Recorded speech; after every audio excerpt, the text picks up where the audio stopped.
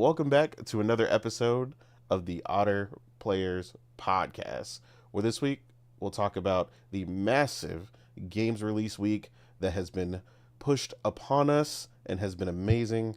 The Xbox CEO internal memo leak and discussion about Xbox's Game Pass woes, wish list translations to sales, and where does it really matter? And PlayStation announcing that Fair Games is going to switch to free to play, and the amount of people who are allegedly looking to leave the gaming industry. But before we get into all that, we're going to see what everybody's been playing and jump right into it. Weeb, how are you, sir? And what have you been playing? I'm good. Thank you for asking, sir. Yeah, it's been a while, right? I think It it's been has. 2, 3 weeks. So yeah, you would expect I've finished a lot of games, but you would be thinking wrong. Right. um, I finished Runer. Um, since last time we spoke on this podcast, which I thoroughly enjoyed. I mean, has been on my backlog for a while to finish, and I was like, yeah, I don't remember where I left off, so I just started again.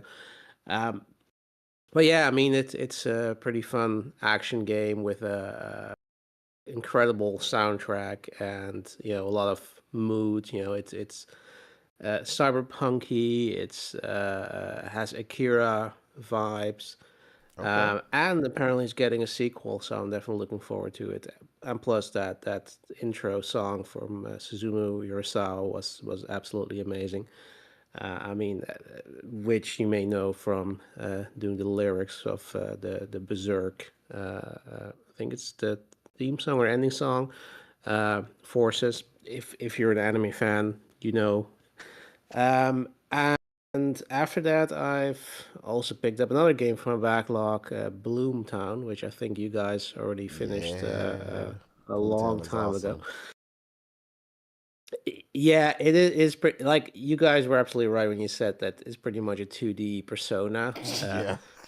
with including really like the Persona-like battle themes when you're fighting the demons. Like it's yeah, I Mm-hmm. mean they knew what they were doing, but it's really fun, and I do appreciate that there's not like a hard time limit for every chapter where you have like an X amount of days to actually complete the objective. You can just like summer lasts forever. Like you can just grind as much as you want. Like everything takes time, but you can just go ahead and, oh yeah, I have to save those kids, but I don't know. I'm just 3 weeks, spending 3 weeks just grinding, getting farming money, leveling up my stats. Going to the gym.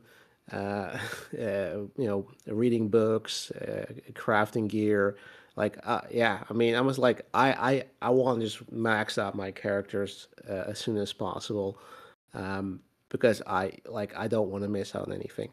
Um, so yeah, I did finish it today. Also, I went for the plat, so I can check that one off. Okay. And right now, I'm yeah, talking about the onslaught of games that dropped this week.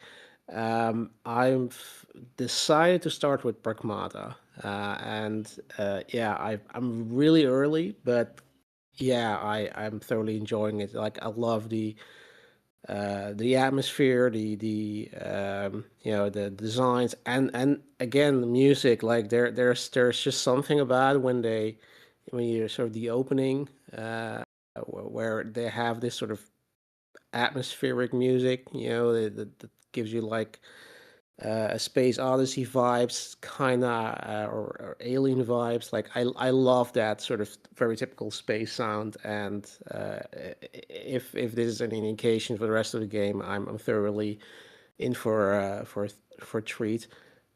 Yeah, I mean it's Capcom as its finest so far, so yeah, I think I'm gonna stick with this one, and gonna have a blast with it. And yeah, there's absolutely. I mean, I already got replaced. I still have to start it. And Mouse PI, yeah, I think that one is probably gonna be. I mean, I'm gonna play, but I'm gonna put it on my back burner because pre-ordered the physical edition, which I think is dropping in 2 months. So yeah, I'll just wait until that drops before I hop onto that one. You got the one But yeah, with the vinyl. exactly. Okay, I yeah, mean, yeah, I seen as that.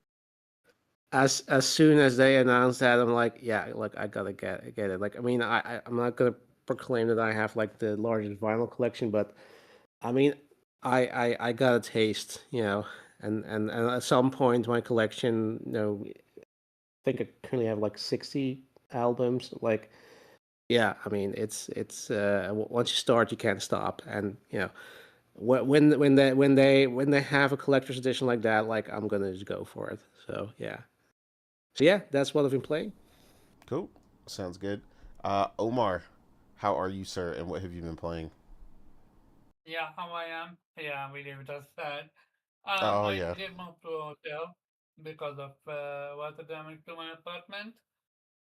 Not caused by me, sadly, but we will see. Okay, on gaming. Lots of, yeah. I finished a few games, a few Metrovanias, a few kid game-ish, but nah, the bosses were difficult. Um, I started Retrace. Um, Platforming can be sometimes abysmal. Combat is passable. Story is interesting though. And I love the music. Other than that, I had to drop that because again water damage and I had to move. It's on my PC. I started Metal Slug. I started a Metrovania uh, from that genre. And I'm literally at the final boss. And yeah, it's called Guns Fury, and I highly recommend it if you're into Metroidvania and you love Metal Slug. Uh, Not such a long game, fun game. Uh, you don't see them like that when it comes to Metroidvania, so that's fun thing to play. Other than that, yeah, no, Pragmata is literally on my list. After I'm done with Metal Slug, Pragmata is up next. That's about it for me. sounds good. And of course, last but not least, here our resident guest here, Game Logic, joining us this week. How are you, sir, and what have you been playing? I'm good, man. I'm good. Thanks a lot, you guys, for let me sit in on another episode. I mean, I gotta be frank. I ain't been about nothing. uh, I was on vacation for about a week. Okay. I did. I took my. I think you noticed my comment on Blue Sky. I had taken my Steam Deck OLED with me Mm-hmm. and kind of played a little bit of Dungeons of Hinterberg while I was out. Not a lot, just a couple kind of whittling sessions. But since I've been back, just trying to get unpacked, trying to get back to the gym, trying to get back into work. Very compressed time schedules. Not a lot of time. And then when I get started gaming really really late at night, I just don't. I'm not willing to jump into anything new. That cognitive load at Yep. 11 o'clock at night. I'm not up for it. So I've just been jumping on Call of Duty Black Ops 7 on PC and been playing a little Diablo 4 on PlayStation 5. So nothing really exciting. Okay. Cool. Ain't nothing wrong with that. The maintain is important sometimes. Like you said, when you're coming back from vacation and like you said, you don't want to do anything new, but you're like, hey, like let me jump into this, jump into that. And I know Diablo had some recent updates, and they got um like a crossover event with Doom, and some other stuff is going on there. So, and then I Yeah, but know, I'm not yeah. playing any. I'm not playing any of the new Which content. class are you? Ah, okay, okay, got you. Which class uh, are you? on PC, I play Barbarian, and on PS5 for my PS5 Pro, I play Necromancer. Nice. What's your favorite? Um, Which one I, you like better? Yeah. probably the Barbarian for right now, just because Barbarian's simpler, it's more straightforward. Necromancer's like interesting, but you kind of got to dig around a little bit more and kind of optimize what powers and stuff you equip. And then you have to be like Barbarian. I kind of like equip everything, and you map everything to controls. and then I just kind of forget, right, what I have equipped. Yeah, Whereas barbarian is easy mode. I get you. yeah, but necromancer, it's like I map everything, and then I have to like specifically remember what I have mapped, and I need to tactically think about like what is the OODA loop that I'm gonna like. You need to do this. You need to do hemorrhage. Then you need to hit like this AOE type of attack because necromancer can take damage. Like, kind of barbarian, you kind of roll around and like you're not really worried about taking damage. You have to hit the kind of quick sprint and jump out of range of like in some particular boss battles. But basically, you're just rolling around the countryside like wrecking stuff. But necromancer, you need to have a little bit more care, about what's going on and where you're placed, and what powers you're using in what sequence. Everything's not as automagic. I feel like as it is with barbarian. Gotcha. Yeah, I was gonna say um that's about what I remember from my time I did uh play through it a little bit. The more technical, like you said, you gotta hit those exact skill sets before. Make sure you're hitting this first. But then, like, depending on your barbarian build, you can spin to win, and that can also be fun. Right. But yeah, that's what's up. Yeah, as for myself, I have been literally all over the place. It has been, and as we like to say, a great problem to have. Um, but yeah, you got to commit to something. So yeah, the heavy commitment still remains to Crimson Desert. I'm in the latter half of the game here on there, and this is where like I start min maxing, and really start working on my gear and making sure I'm strong enough, um, in order to tackle some of these tougher bosses. Um, I always frequently talk about how I'm not part of the, um, you know, it's hard. It's a hard game, so therefore I love it. Like, no, I'm not that person. I'm trying to walk in and two shot the boss. I don't care about difficulty, so that's how I'm building myself right now. Um, there's definitely a gear check and a skill check at this particular moment that I'm at. Uh, I know somebody recently um, tweeted they got to the boss that I just beat, and we're like, "Yeah, I think I'm gonna hang it up." They're like, "Yeah, I think that's where my time with Crimson Desert's gonna end." And people were like, "Ah, of course, you it's on Twitter, so you're gonna get everybody. Oh, he's easy. It's not that hard. Just plus your gear. Just do whatever." Yeah, that boss was crazy.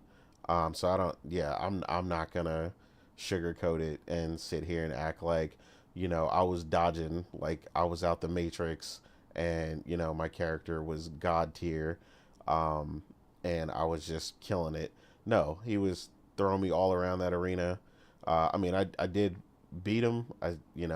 My first time out. Thankfully, I was prepared enough. But yeah, if you do not have your gear um, in a decent place by the time you get to Ludwig, yeah, it can get ugly real fast for you in Crimson Desert. Um, but yeah, like I said, I've still thoroughly been enjoying that game. I'm really just like I said, getting into that. Running into a bit of the late game issues where you really start to dig in, and sometimes you notice some things aren't quite as balanced as they should be. So I'm running into like um, an economy issue with the game's material system. This was something that I talked about with earlier this week with Thrifty when we were discussing those issues when you notice something is out of balance, and kind of how economy balancing in video games is kind of a lost art. So sometimes it's either not an issue or it's a big issue.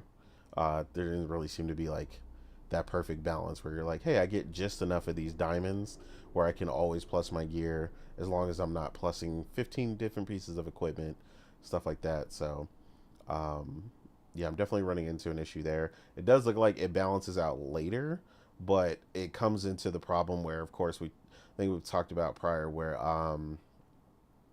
where sometimes they give you a solution to a problem in a video game, but it's too late. It's like, oh, I could have used this, in chapter 6, but it's in chapter 14 and I'm about to beat the game. And it's like, that's cool. You gave it to me now, but I mean, I'm about to be done. So, yeah, it seems like that's kind of the I main thing. hate it when games do that stuff. Oh, yeah, Like I can't to do stand it. it. But Yeah, it's messed up. yeah, people often ignore it, or because there's a way around it. People are just kind of like, oh, whatever. Um, like there's a ton of videos that are like how to farm this and how to farm that and the fastest way to do this, and it's like I always tell people, you can always tell how many people are struggling with that when you can tell these numbers are like in a week and they're like 500,000 views. And it's like, well, these people wouldn't be getting these views if a bunch of people weren't looking up that particular issue. um, but yeah, like I said, it's not stopping me from playing the game or anything, but it has significantly slowed down my pace, because I don't want to proceed until I'm basically in a state where I feel like I don't have to stop anymore. I don't want to slow down once I start pushing through the main story again. Um, so that's where I'm at with that. I did start Replaced. Um, this was a game where I previously played the demo and was blown away. Absolutely loving it. The game is incredible. The atmosphere that they've managed to achieve in that game is perfect. As a big, cyberpunk styled fan, they just really nailed living in that world and feeling. Um, I don't know, like playing with headphones on, and just it's one of those things where you just get in the mode and you feel like you're transported uh, to that world, and seeing what the protagonist goes through, and a future of a dystopian future with AI and all the good things we love in a cyberpunk world. I think did an incredible job um, with that title. Um, but yeah, like you said, that was one of the first things we're going to talk about with these massive releases this week, because that is part of it. Um, but yeah, most people have seen some of it on Twitter by now. The way the combat flow is beautiful when you just get in one of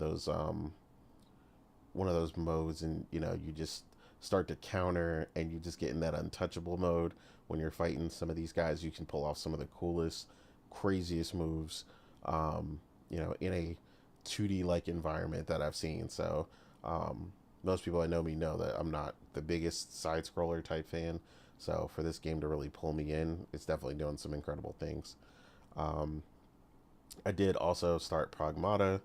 um, Really, just the main thing was to really just I already had an idea of how it played, from obviously playing the demo, but man, I feel like it just looks even better than when I played the demo. Like I feel like that time frame from demo to final product is just insane.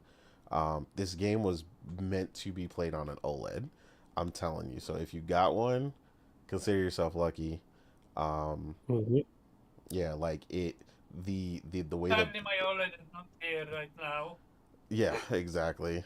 But yeah, the black levels on this game, like having that OLED and being able to, those scenes where it's in space, and um you're just seeing that deep dark area, and you don't get those hues over those areas where there's stars or things of that nature. It just really creates this unbelievable showpiece for your OLED. This game just looks insane, and that's before I've even loaded it on PC for path tracing and all that other fun stuff. I have access to it on there as well, since the Steam family, somebody bought it, so I don't have to buy it twice, but I still get to play it on there when I feel like it. So I'll definitely take a look at it there as well. But yeah, early on that one. I think that's it for the most part. I mean, I'm always jumping in something else. Someone will always see me playing something else and be like, "You're playing that game?" And I'm like, "Yeah." So again, all over the place because there's just so much to play. But yeah, like I said, with that, we're going to just jump right into it. Um, which of course, like I said, the first thing, massive, massive games release week. Um, like like I said, I know Logic wasn't here, um, being on vacay and stuff, but obviously this week, like we said, with the release of the much highly anticipated Pragmata, also highly anticipated, replaced, for all the other people who were waiting, on the other platforms, Hades 2. Um, it just it has just been Don't forget, insane. And then, of course, Mouse PI, with its noir theme, which I also picked up. I have not started that. Um, but yeah, I mean, it's just been incredible to get a lot of these games and kind of. I'll always talk about personally the transition from when we see a game at like E3, at like an E3 like event, or over the years, and we're like, man, I really want to play that. I really want to play that. And you finally get that moment where that download completes and you get to hit the start button. Like, I value that transition a lot more than I think some people do on occasion. Like, just like I'm like, sometimes I just want to sit on the menu screen for a minute and be like, man, I'm really about to press play on this game that like I have desperately been wanting to play for months on end, or even years in some cases for some of the games, um, that we've been going over. But yeah, um, I don't know if anybody in the audience has picked up anything. I know you guys were playing a lot of stuff as well. Um, and then I know quite a few of the people in the audience as well have been playing Marathon and some other stuff. So I know they've been playing some more multiplayer centric things that are pretty consistent. But yeah, it's not really, like I said, like anything to extend on or discuss. But I just wanted to shout that out and you know get any it makes extended sense. opinions. With gamers, we are excited. Most of the time, we wait like 6 to 5 to 6 years just for the game to come out. So it Exactly. makes sense to be that excited about it. Just I never understood this so much enough. Oh yeah, I'm gonna wait for it to come to another platform, especially when you have such platform like. But yeah, it's an insane week release. Not even month, just a week Yeah, by itself. just a week, and of course, uh, not too long from now, all the people looking forward to Saros, are Ah! gonna be, yeah, getting Saros and having a ball with that. And it looks like the some of the, I guess, information from early previews has kind of leaked out, and people are going crazy about that. And it looks like Saros is going to be a big hit. Hopefully that I didn't translates. need a preview to know that it's gonna hit. The question is, will it this from Eternal? Welcome to Metacritic, but also reviews. I'm curious. Yeah, Because from what I've seen, I feel it will. yeah. I'm interested to see where it goes and where it lands here when it comes out. I know the embargo. I think they can talk about it on the 24th, is what people were saying. So I'm excited to see what everybody thinks about that. Logic, I know that you, like you said, haven't gotten a chance to play any of these, but any of the releases this week that you're anticipating or that you've already picked up and you're looking forward to starting, anything that you've seen that may have caught your interest this week? Not not right now. I mean, I was bullish on Pragmata before it came out. Mm-hmm. It's been a game that caught my attention. When it was first revealed in 2020. In the PlayStation 5 State of Play or showcase or whatever. Um, and that and that was reinforced by guys like you and other people whose opinion I trust playing the demo on PC and telling me that it was performant, right? Because since this generation started, really, just basically no Resident Evil engine game, no RE engine game from Capcom plays well except a Resident Evil game. So everywhere else they've used it, we've tended to launch with problems and sometimes take a very long time to get those problems fixed. Monster Hunter Wilds, or in the case of Dragon's Dogma 2, never get fixed. So But I just no, I'm just in a mood in a place right now. And this year I said was going to be my year to be on the grind. Um, of long term games and games as a service and stuff that I just like enjoy playing for a month at a time. And I broke from that when I got into shout out to Viper in the chat who was also playing Trails Beyond the Horizon. So Mm-hmm. we took a side dip away from that and played Trails of the Horizon. But I'm definitely in a mood right now, kind of in a some might refer to it as a hole or a slump where I'm playing a lot of long term games. So I just haven't really turned my eye on Pragmata and some of the new releases and that may continue for the rest of the year. So I'm not sure, but I'm glad to see that they are doing well. Um, and so there may always be things I may get back to later. Absolutely. Yeah, no, and also, I'd like to take this moment to recognize that most of these games that have released this week are shorter games, because we always see that conversation on Twitter and social media where people are like, "I want shorter games, that are just 10 to 15 hours, and I could just blah blah blah," and I'm like, "All right, this is your week. This The is your rate is 9 hours. yeah." I better see completion rate on Xbox platform the most. Or PC, because that's what the game is. Yeah, yeah, it's a lot of. I hear a lot of noise about people always talking about that, and they're upset at some of us who enjoy the longer titles, and they're like, oh, I wish games were shorter, and I'm like, well, hey, welcome to your week. This is it. There's plenty of these Except titles. now, Hmm. what they'll complain Yeah, about no, is the games being so short, but still being $60 or $70 games. Yeah, I was gonna say, it's gonna turn into a price. Like you said, they'll move the goalposts. It'll switch to pricing or other things of that nature. And then even some of the games are ready for them there too.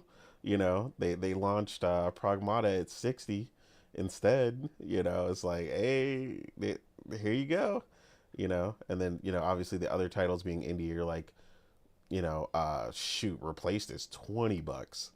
I'm like, come on, people, where are you guys at? Like, it should be everywhere. So, yeah, the variable pricing model that you've spoken about extensively is definitely at work here right now. So, I tell people, man, don't ask for it and then don't support it when it happens. So, getting on everybody. Of course, the people I frequent, they all play games, so I never have to have that conversation with the people around me because we're always playing too many games. Um, so yeah, but a lot of the pundits out here that are always on their soapbox about some of that stuff. It's like, no, this is your time to shine.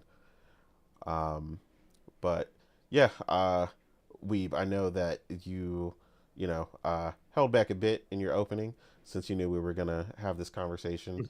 Um, but yeah, now that Is that you yeah? you, you know That's you've sarcastic. no, you did a little bit. Um, but no, what was there? I know you said that you had some of these that you had. I think you picked up everything. I know you're waiting on Mouse PI. Yeah. Was there anything else that you wanted to pick up, or anything else you wanted to add about what you talked about earlier?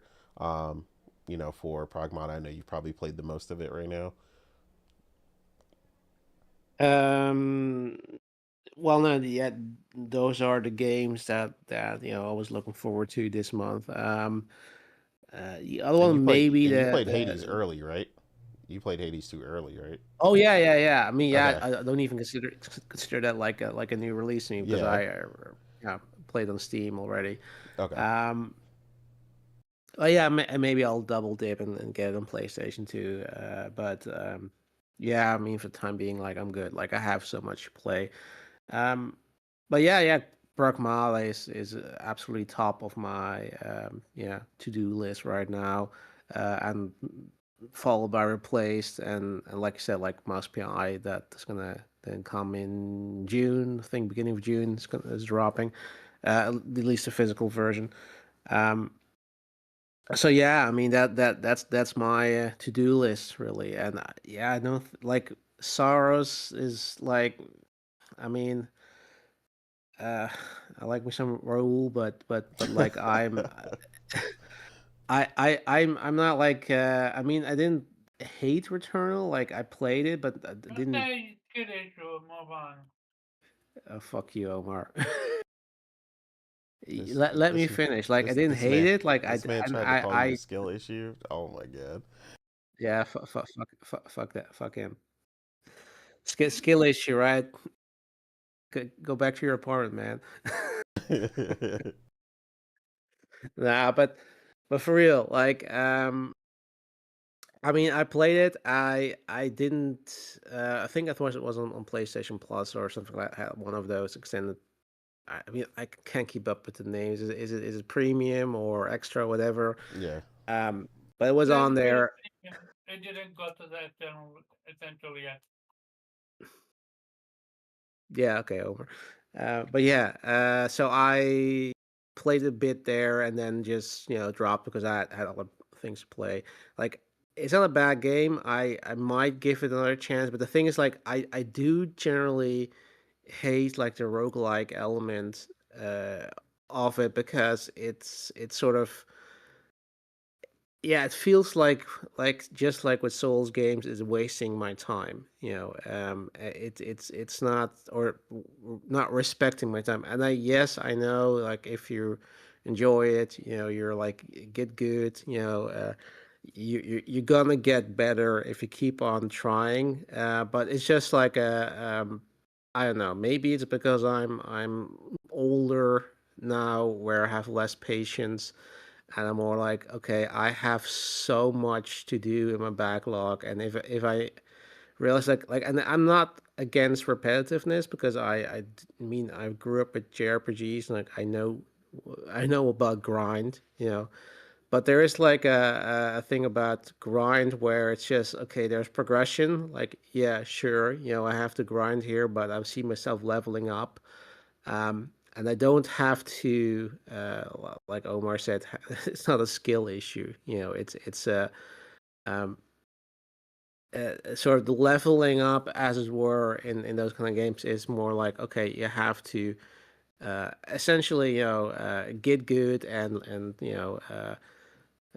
well, get lucky, I guess. It's sort of some since especially with a roguelike roguelike game, like you're yeah, it's luck of the draw. If you're if you're lucky, you're gonna get, I don't know, a great weapon, whatever, or the run through is gonna be a bit more forgiving. I don't know, but um, the thing is, like, I don't know, like, so maybe I'll try it at some point, but it's not high on my list because there's just, even though I know that it's a bit more forgiving than Returnal, as they've at least stated. Yeah, I don't know. I just have something against this idea that it's sort of not as persistent as a typical, well, in any other type of game, really. Hmm. So yeah, I don't know. I mean, I'm sure it's going to be well received, and if you like Returnal, you're going to love Sorrows. I have no doubt about it. But I don't know. It's not high on my list, at least. Like I'll have to.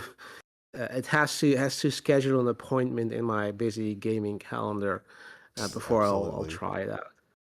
Um, Other than that, like I think there was that uh, He-Man Master of the Universe game. I think it got delayed, right? Yeah. Yeah.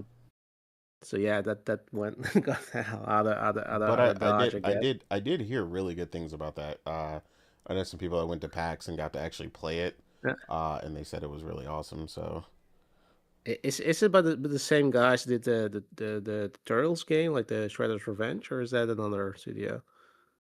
I think they did one of the Turtles games, but I can't ever remember because I mix up Shredder's Revenge and the other one that we played. So like I think there's two versions of them or something. I don't know. I got confused. You were playing them, and then I know we played one together, and I think then that's Shredder's Revenge, right? I think that's uh, that's the one, the classic sort of beat 'em up, yeah. with the co-op. Yeah. So if that's, but I think they also did that the Marvel game, right? You're talking about Cosmic Invasion. Invasion. Yeah. Yeah, that game was Which, awesome. yeah, I had less less fortunate experience. But like I didn't like it as much as I liked the Turtles game. But Yeah, um, I was the same. I just didn't like the. I liked the game. I just didn't like the unlock system for yeah, some of the. exactly that Yeah, that that drove me a little crazy. Yeah, that so I don't know how they're if again we're you're assuming that they're the same guys because I do know there was another was a GI Joe game I think on Steam which was by a different team but essentially the same kind of gameplay but I played a demo and it was trash so if it's if it's these guys like yeah I don't know but I mean, yeah, I mean that was is one of the games that I was looking forward to. I'll yeah, we'll have to I guess be a bit more patient here. Um, but yeah, I mean it's a great time, for gamers. Any like it has been for the last couple of years, I guess. But Yeah, so right. yeah, I mean this is yeah, this is a great month. I mean, like it's not like it's like letting up because I think next month is the James Bond game is coming out, right? So there's so much coming out and yeah, it entirely depends on of course what you like but I mean there's no reason to be bored and again I don't want to brag but my backlog is huge and long and wide and deep so I have plenty of stuff to get back to. I mean I'm still sitting here and trying to play Stellar Blade. Yeah, I want to play Metal Gear Solid Delta. There's so much that I mean, Grand Blue. That's like sitting on my. I think like it's like I've waited so long on it that I probably the DLC that I got with the edition of the game expired. Like there's yeah, it's insane. Yeah, I don't I'm legit. I don't blame you with this one. Too many yeah, games, too yep. little time.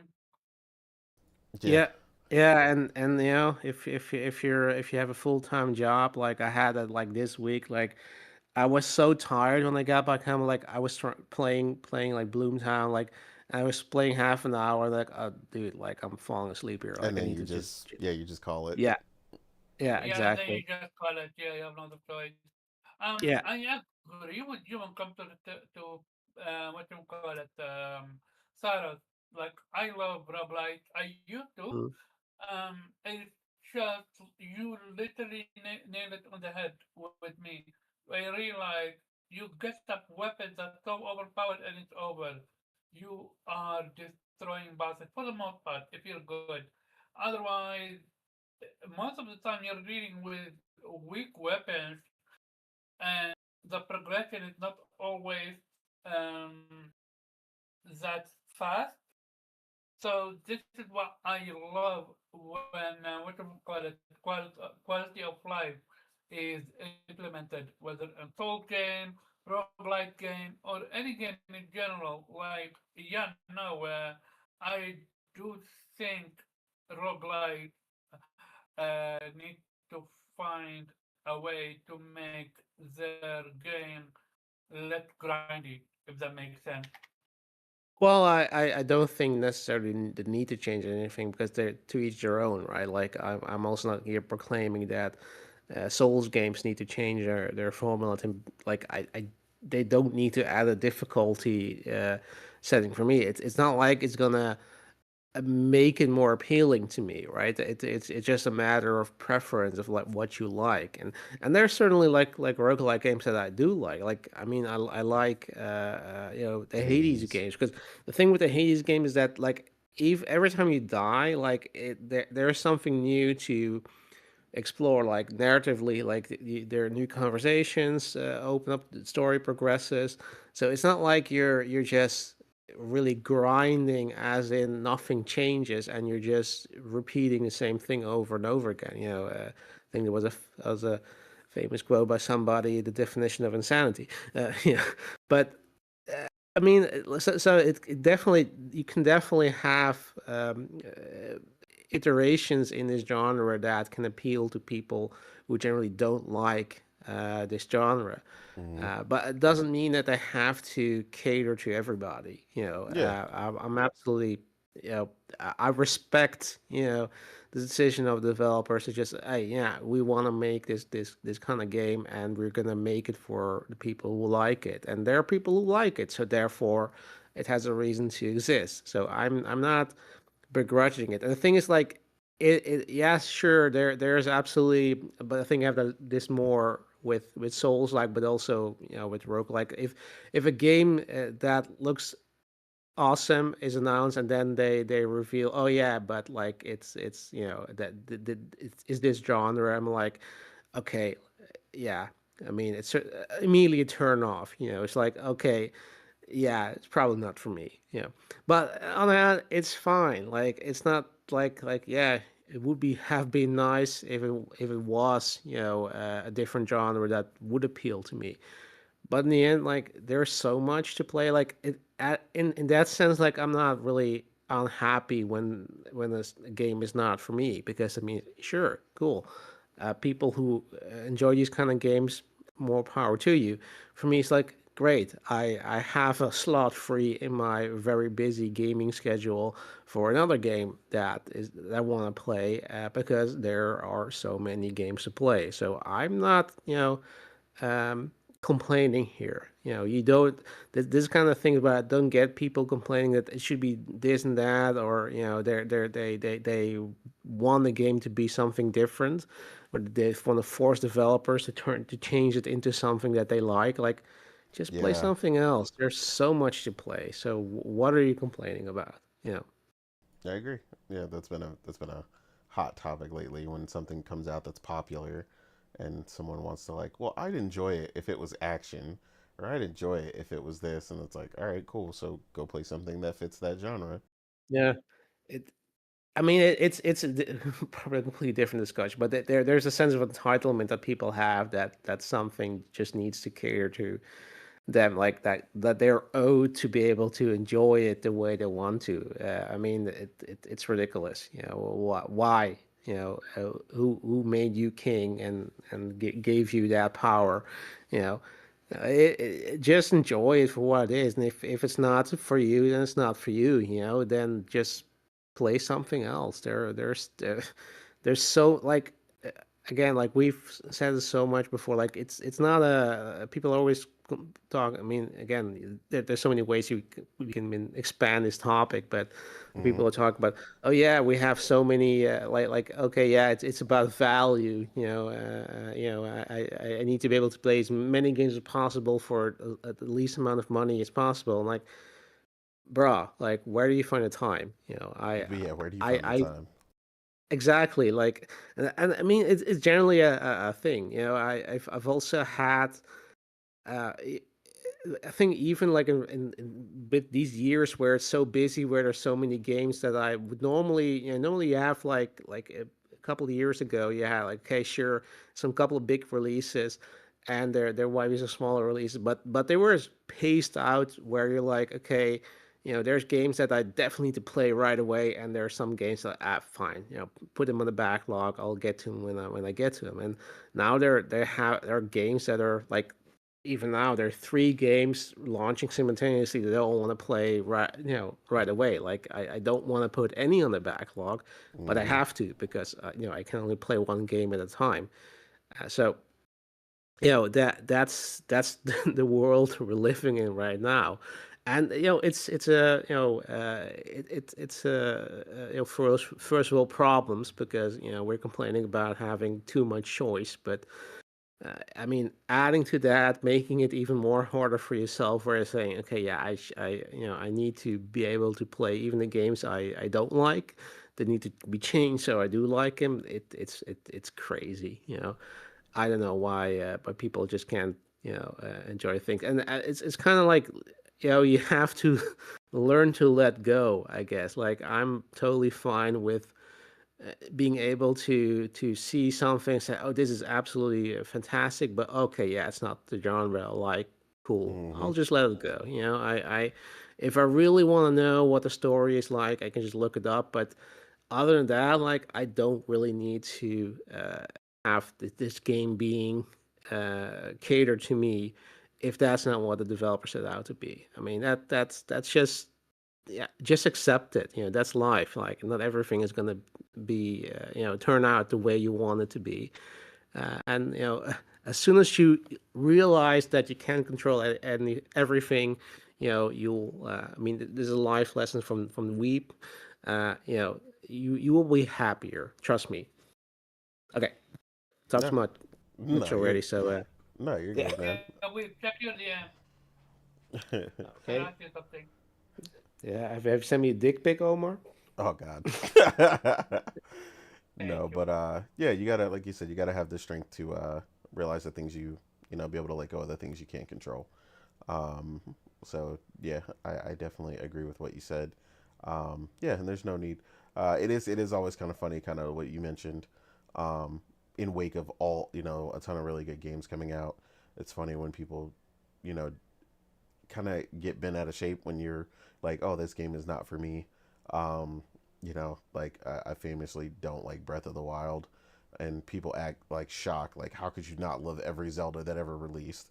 And I'm just like, you realize how many video games have released since I've been alive, right? Like, and you're concerned about this one title that I don't like. Like, and it's like, again, Yep. I think it's a great game. It's just not for me. And I'm like I don't people, when it's a game that they really enjoy, they're just like, how could you not like this, um and I'm just like, dude, Oh yeah. it's one out of 30,000 or something that I've played, like, over time. Oh So yeah, that's even worse. Yeah, that people somehow feel like they're I guess entitled to decide what you should play. exactly. Like, That's a weird one. I never encountered that one, and I hope to never encounter it. Yeah, I mean people do it I guess directly or indirectly sometimes on social media, when you get those topics where it's like, what don't you like? um and I always tell people the list of games, it's easier to tell people, like if I say like I don't like X amount of games, like a lot, honestly, I always tell people a lot of what Nintendo has been doing lately is just not for me. It's not that they make nothing for me. It's just that I'm just not into a lot of the titles they've released right now. I think they're solid 8 out of 10s, 9 out of 10s, but not for me. And then people are like, well, what do you play? And I'm like, dude, like those couple games consist of like 5 or 6 games that I don't play, and they're just like, oh well, you must not play nothing then. It's like come on, man.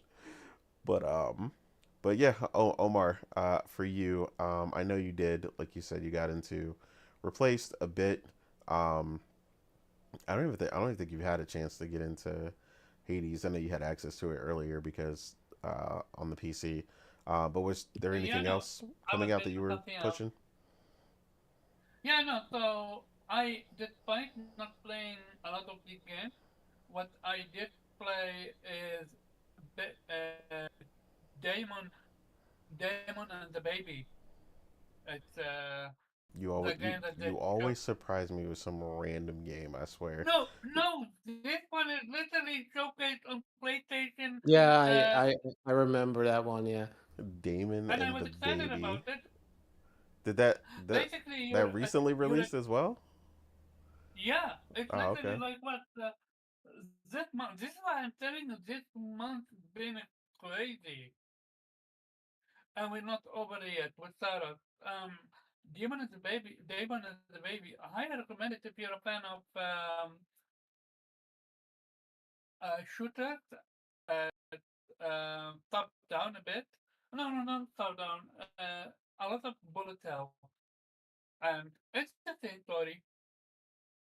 And yeah, no, but going back to this release, oof, like, yeah, no, look, I understand where we came from, and I agree, but um, when you have on YouTube the the amount of research is how to, what you call it, how to farm things the best. That one, in my opinion, you should fix your um gameplay style. and I'm talking like salt game, how to farm salt the most. Just give me the ability to farm close to the end, something like that. Like I think with so much amount of game, your time have become the most valuable, especially for you guys that do well. I do believe quality of life is so important. Yeah, it And is. and again, people can say, well, if you don't like it, don't play it. It's a skill issue. It's not a skill issue. It's a time issue. And we talked about JRPG, how they can fix their skills. But yeah, going back to the whole conversation, just ton of games that coming out. Pragmata, Mouth PI. Hey, shout out to IGN for giving Mouth PI a 6 out of 10. And I kid you not, they said, at least that's what I read. I They mean, said too much IGN's shit. IGN's been a mess all this week They, with these releases. they, yeah, I saw the one with about, what you call it, Replaced. retrace, how Yeah, they said, AI. I mean, I understood it, but it did feel like, they knew what they uh, were doing. It was worded weird, and they knew it. yeah, Mhm. it got so bad that literally the developers themselves had to come out and say, like, because that's gonna cost them money. Well, yeah, I mean, I saw several people under the IGN comments saying, "Oh man, this game was made with a. I knew this game was made with AI slop or whatever," and I was like, "Oh God, here we go." But it also lets you see that people don't do their own research. It's Yeah, just a simple Google. And Google exists. Like, it's not like Google doesn't exist. But yeah, it's fun. It's not fun for the developers because they literally have to come out and said, yeah, no, this is not AI. It's literally story about a person trapped in an AI. Uh, uh, the AI trapped in a and person trapped in an AI.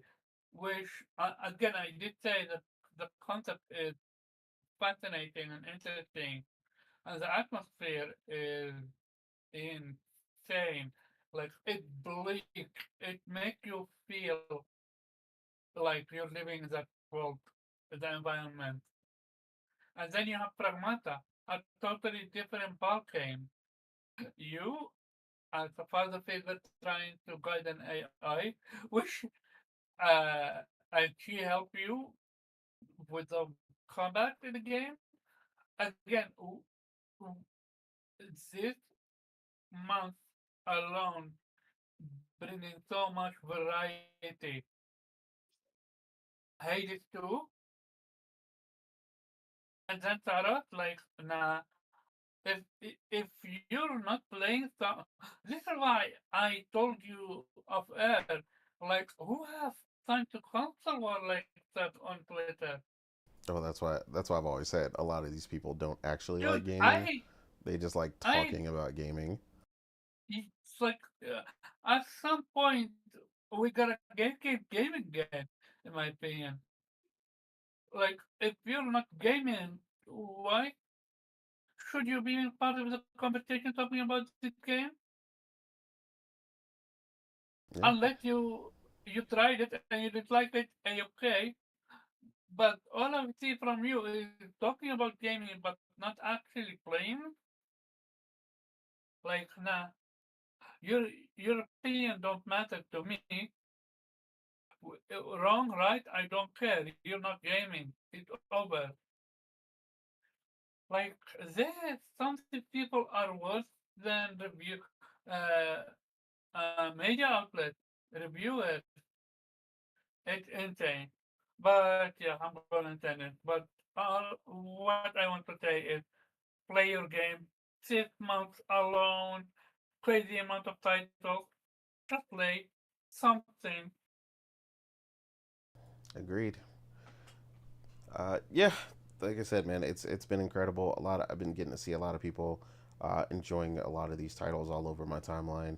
Everybody's really enjoying the breath of fresh air that Pragmata is, being a completely new IP, which is something people feel like we rarely get at times, but that obviously depends on the breadth of genres and games that you tend to play. Um, but yeah, with that, we'll go ahead and jump into our next topic here. Um, the one that you mentioned you wanted to cover here. Um, this was concerning for a number of reasons. Obviously, we all enjoy gaming, and in order to maintain and have that, we need the people who make them. So it showed a new survey shows that 44% of video game developers are thinking about leaving the industry. Since North America has been the most video game industry has seen the most video game industry layoffs by far, especially in the United States, in California. Obviously, we've all heard about that. We've all seen that. Then roughly 61% of all layoffs since the big wave began in 2022 has been in North America. Obviously, a ton of studios there. California alone accounted for about 50% of global layoffs in earlier years and still makes up around 27% of 2026 cuts so far.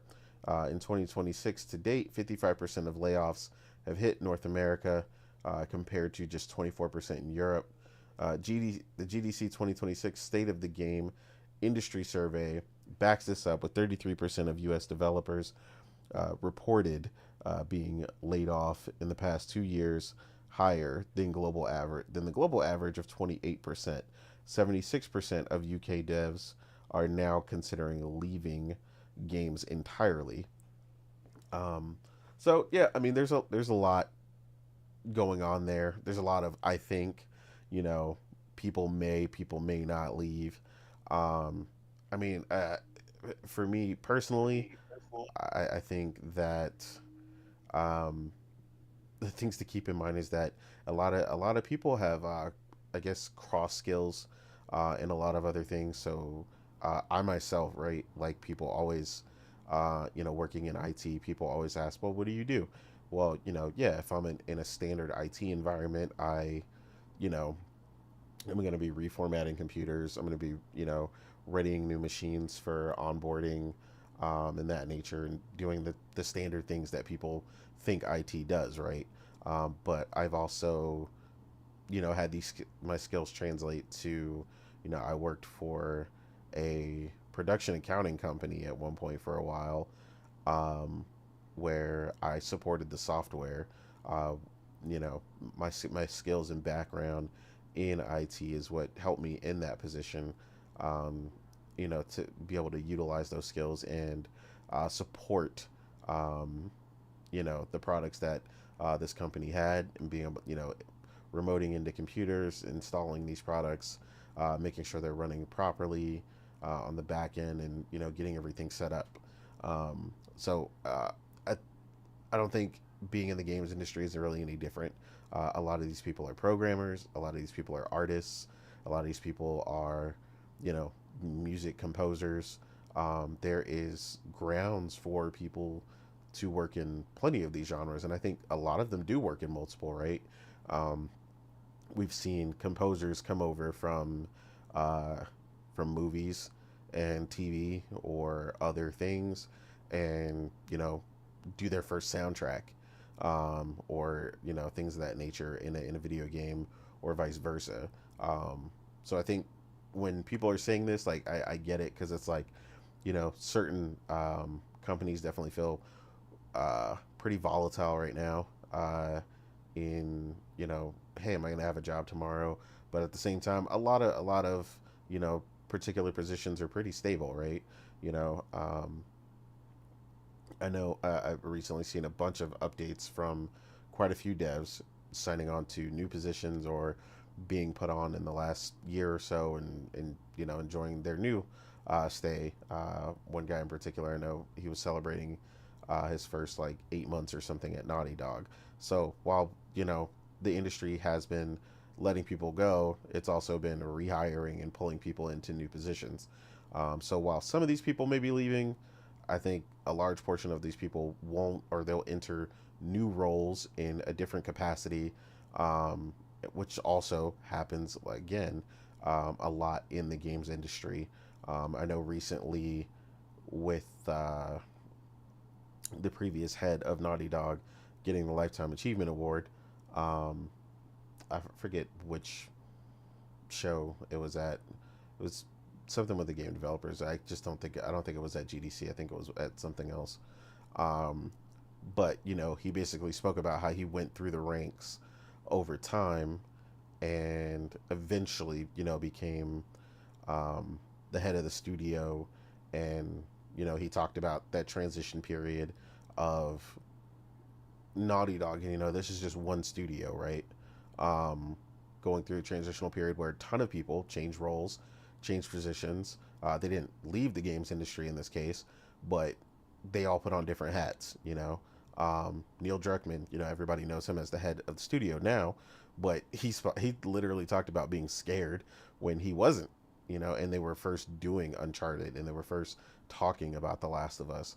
So I think it's just the important thing to take away from this is to keep in mind is that um, there's as much as there's a lot of layoffs going on, there definitely seems to be a lot of hiring and transitioning of roles and things of that nature as well. So I think it's just we watch this industry pretty close, being big fans of it, especially those of us that really follow the industry. I think that's more so what I would take from this. But yeah, let's see what you guys think. So yeah, Logic. I know you spoke about this, like I said, in some capacity, um, on like I said, in a number of different ways. What do you take away from this? Well, the commentary around some of the data is kind of weird, and I think probably principally there's a conflation of the data with the data of what people are thinking they're going to do versus the data of what has happened. Mm-hmm. So the data of what has happened, which is the discussion of the churn and layoffs, to me is valid, right? If people have a concern because job security is at a low, that's a thing. I will also mention though, it's been very weird to me that in the last, I feel like decade or so in particular, the gaming industry has always historically been a very migratory industry in terms of the employees, right? So a project spools up, it starts ramping up staffing to a point where it approaches peak. And then the norm, I would say outside of 10 years ago, would be that then all those developers would leave and they would go to find the next project. It's been in the last decade or so that the granularity of what exactly is going on has kind of seeped out of news reporting. And I think that's largely because the media has been trying to find a job to justify a reason for its own existence. Mm-hmm. And so there's a tendency to make these headlines appear a certain way. And so the way we used to describe it is that those studios would ramp up with temporary labor, contract labor. They would ramp up with people who were not necessarily hired on. They were temp to hire. They weren't necessarily hired on as full-time employees. And so what we would expect is out of a game development cycle, we would expect that like some percentage of them would be offered full-time positions and then would stay with the company, and the rest of them would move back to the nomad herd, right? And then look throughout the industry to find like the next project to jump onto. Um, and that was a normative state within the industry. In the last decade or so, we have been referring to that as layoffs. And there's a percentage of that is true. There's a percentage of that is just the way that it has always been. Um, so in terms of like the respondents who are responding to the survey, I obviously believe that they were hired on and then were laid off, and they weren't in that category of temp to hire or contract labor or whatever, because they're not describing it that way. but that's the layoffs. This notion of what people are going to do and its conflation with it is weird to me because I mean we talked a little about it. We talked about it in the pre-show. Mm. Yeah, when I was a kid growing up, the kind of template answer to what do you want to be when you grow up was I want to be a lawyer. And then as I started getting ready to actually go to school, right, then we got all the warnings. You know, as you get older, you started getting real world advice, right, from people. Yeah. And you would get the real world advice that, hey, there's a huge glut of labor in the legal field right now. And if you go get educated as a lawyer, you're going to, like, at the time you're coming out in the workforce, like there's going to be, 100 candidates for every one job that you go after. So maybe that's not what you want to do. Maybe you want to get educated in something else. And then fast forward, 10 years later, it was MBAs. And so when I went to grad school, same thing, right? Is that don't go get an MBA because they're becoming a dime a dozen. Maybe you want to go get something else. And that's, why my degree is more accounting focused. And there was a time period where, there were, God, I can't remember what they were even called. Then it was like, I don't know, there was a probability and statistics / engineering mathematical field called operations something or other, and that was a big glut, like in grad school too, where the people who were the mathematicians who could really help your company figure out like lean engineering and Six Sigma and all that kind of thing. Same thing, glut, right? So Yeah. So today, in the professional ranks as an engineer who spends all of their time, or a vast majority of the time, hiring engineers, recruiting engineers, mentoring engineers, coaching engineers, career managing engineers, I look at this, and I've talked to some game developers about this stuff before, and I'm looking at this, and I'm like, first of all, you and I in A2 have talked about this too. I'm like, so your first job as a salaried professional, right, engaged in a career track is to take care of yourself, right? Understand the environment you work in, understand the company you work for, understand its culture, understand its norms, understand like the entire ecosystem of your professional ranks, right? And learn the rules engine that the space is operating for, to take care of yourself. So my mentorship to engineers working in this space is, if you're working in the space and you see all this churn and you see jobs, like what are you doing? like you it's clear, if that's not what you want, if you don't want job insecurity, if you don't want churn, if you don't want lack of stability, if you don't want limited opportunities to even get hired, much less move forward, then you need to look at adjacent markets. You need to look at what's hot. You need to look at where people are hiring. And for people who are developers, and I mean hands-on keyboard developers writing code, that's another thing we'll talk about, then your skills translate to other things. And they translate to other things in other career tracks where you will be paid more, you will have greater job stability, you will have increased opportunities for advancements, blah, blah, blah, blah, blah, blah. The unfortunate thing is, for some game developers up until this point, when you let them know that, they don't want to shift, they don't want to move, they are more willing to deal with the negatives that we're seeing going on now than to do something outside of game development. And some of that's generational too, right? Like this is contrasting the older generations who grew up under suck it up, there's no free lunch, do what you have to do, go get your paycheck and then go home and do what you like. The newer generations, that's not the mentality, I think, that they're being raised under, and there's a lot of different expectations of what happens when they go to work. So to me, I look at this and there's just some simple, pragmatic, basic, unwavering, unmovable math to it, and you should be making your decisions based on math, right? Not based on how you feel. Agreed. Now, there's an adjacency here to the entertainment space, right? So if you are a gaffer, right, or a sound engineer, or a best boy, or a key grip, right, working in Hollywood, that's where you work. And if you want to continue working in that, then like there's a certain, again, you deal with the industry wavering and lots of movies not being made, TV show industry going bad, and you struggle, right? And so maybe some of these developers make that choice. So I think, so this is going to sound a little harsh to me, but again, I'm not saying it as a gamer. I'm saying it as a professional engineer. Mm-hmm. I look at this and I see, okay, people are thinking that they're going to leave the industry, and I look at it and I say, good, like that's what you guys should be doing, Yeah. right? To take care of yourselves. I won't quite say it as a gamer. I don't want to use an overly lofty term, but as a person who spends a lot of time studying the business end of the industry, the economics of the industry, the market. Again, this is a conversation you and I have had before. We have too many games. Yeah. 19,000 games a year coming out on Steam. Nobody's buying all that stuff. Facts. 5,000, 5,500, somewhere between 5,500 and 8,500, 5,500, 7,000, 8,500 games, whatever, coming out on consoles. Nobody's buying all that stuff. Okay, my question: do you think too many games is the issue, or live service game is the issue? No, we have too many games. We have so if I put this in physical terms, right? We are putting more lawnmowers on the shelf at Lowe's and Home Depot than we possibly have people who are interested in going out and buying lawnmowers.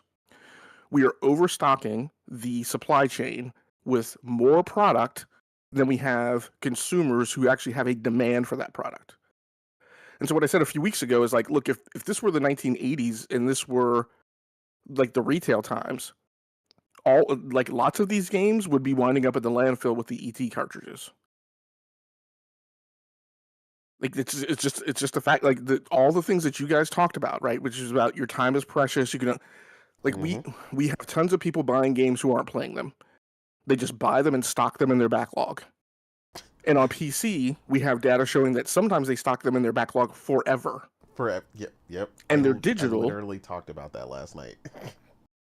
and they're digital, and lots of those, like for lots of those players, they're not going to be handed on to their progeny, right? They're not going to be gifted over to somebody who's going to then go off and take that library of 1,000 games and go play them. Some of these people are stockpiling these games like they're nuclear weapons, and their kids aren't going to be gamers because they don't have control over that. So we just have a harsh math reality of we are making too much supply without an equivalent demand for those games. And then when you extrapolate that to what that means from a supply chain perspective, that means we have too many studios making that product. We have this super weird life cycle going on in the gaming industry where we shut down a studio. Let's say that it's 100 devs. We close a studio because somebody decided that was one studio too many. That was one studio making games that not enough people were buying. And the response to that, right, there's a cultural response to that I get, but the math response to that is that studio shut down winds up spawning 2 to 5 additional indie studios who will then go make games, increasing the 19,000 games a year that are being made that more people won't buy. And at a certain point, that math just doesn't make sense. Like, it just doesn't make sense. And I get all the emotion. I get how people feel about it. I get how I understand that. But, like, if we close down a Hyundai plant and knock off 15,000 workers, we don't start 5 new car manufacturers, right, to make cars that there aren't enough people buying. Yeah. So there's just part of this where, like, my firm belief is that the market needs a correction. The market is overvalued right now. There's more money being generated by the market than actually matches real demand. So it's a $92 billion market. Again, a ton of that is being floated by people who are buying games that they aren't playing. And I think the market is overvalued, and the market needs a correction. The market needs fewer employees, fewer studios, fewer product coming out, and let that settle and let that depress until a point where it's closer to real demand, and then you'll be at a point of greater market stability. I agree. Well said. Yeah. I literally talked about that the other night in a group chat that I was in, kind of the thing you brought up about people purchasing games like at a ridiculous rate that they ultimately have no intention of playing. And I was like, y'all don't think that's an issue? And I was like, somebody, some of the replies were like, well, I don't really have a problem with people collecting it. I was like, I didn't say they were collecting games. I said they are purchasing something ultimately because it is on sale that they have no intention of playing ever. Like, it's not a It's the collector's whole item. the FOMO, eh? Yeah, it's not a It's the collector's whole item. FOMO. It's not a thing like I see it all the time. Like, especially following like Wario, you will see stuff like this isn't just on sale, but like this is typically when people will do it the worst, right? You see the Steam sale jokes all the time, right? Oh God, the Steam sales, and it's like we have the actual data, like Logic was saying, for like Steam, where at least 50% of some of these people's libraries they've never launched ever. It's like it's crazy. And then like you said, there's so much more. Like I think just I didn't even parse out the math like that, to be honest. The fact that you were saying over 19,000, but just what Josh was saying in chat earlier while you were mentioning that, he was saying 5.1k games would be 100 games a week. And that is just I don't I play games more than anybody I know. Like, honestly, I'm at the very least I'm interested in the breadth of games and at such a wide margin, right? And I can't imagine trying to keep track of 100 games a week, and that's only 5.1k. But the Well, reality that's Me, is 19k. and, and it's a little me and so you, we right. had that conversation before, didn't we? Where someone gave a choice between 10,000 games or something on Steam versus 300 games that you're actually interested in. And you chose the 300.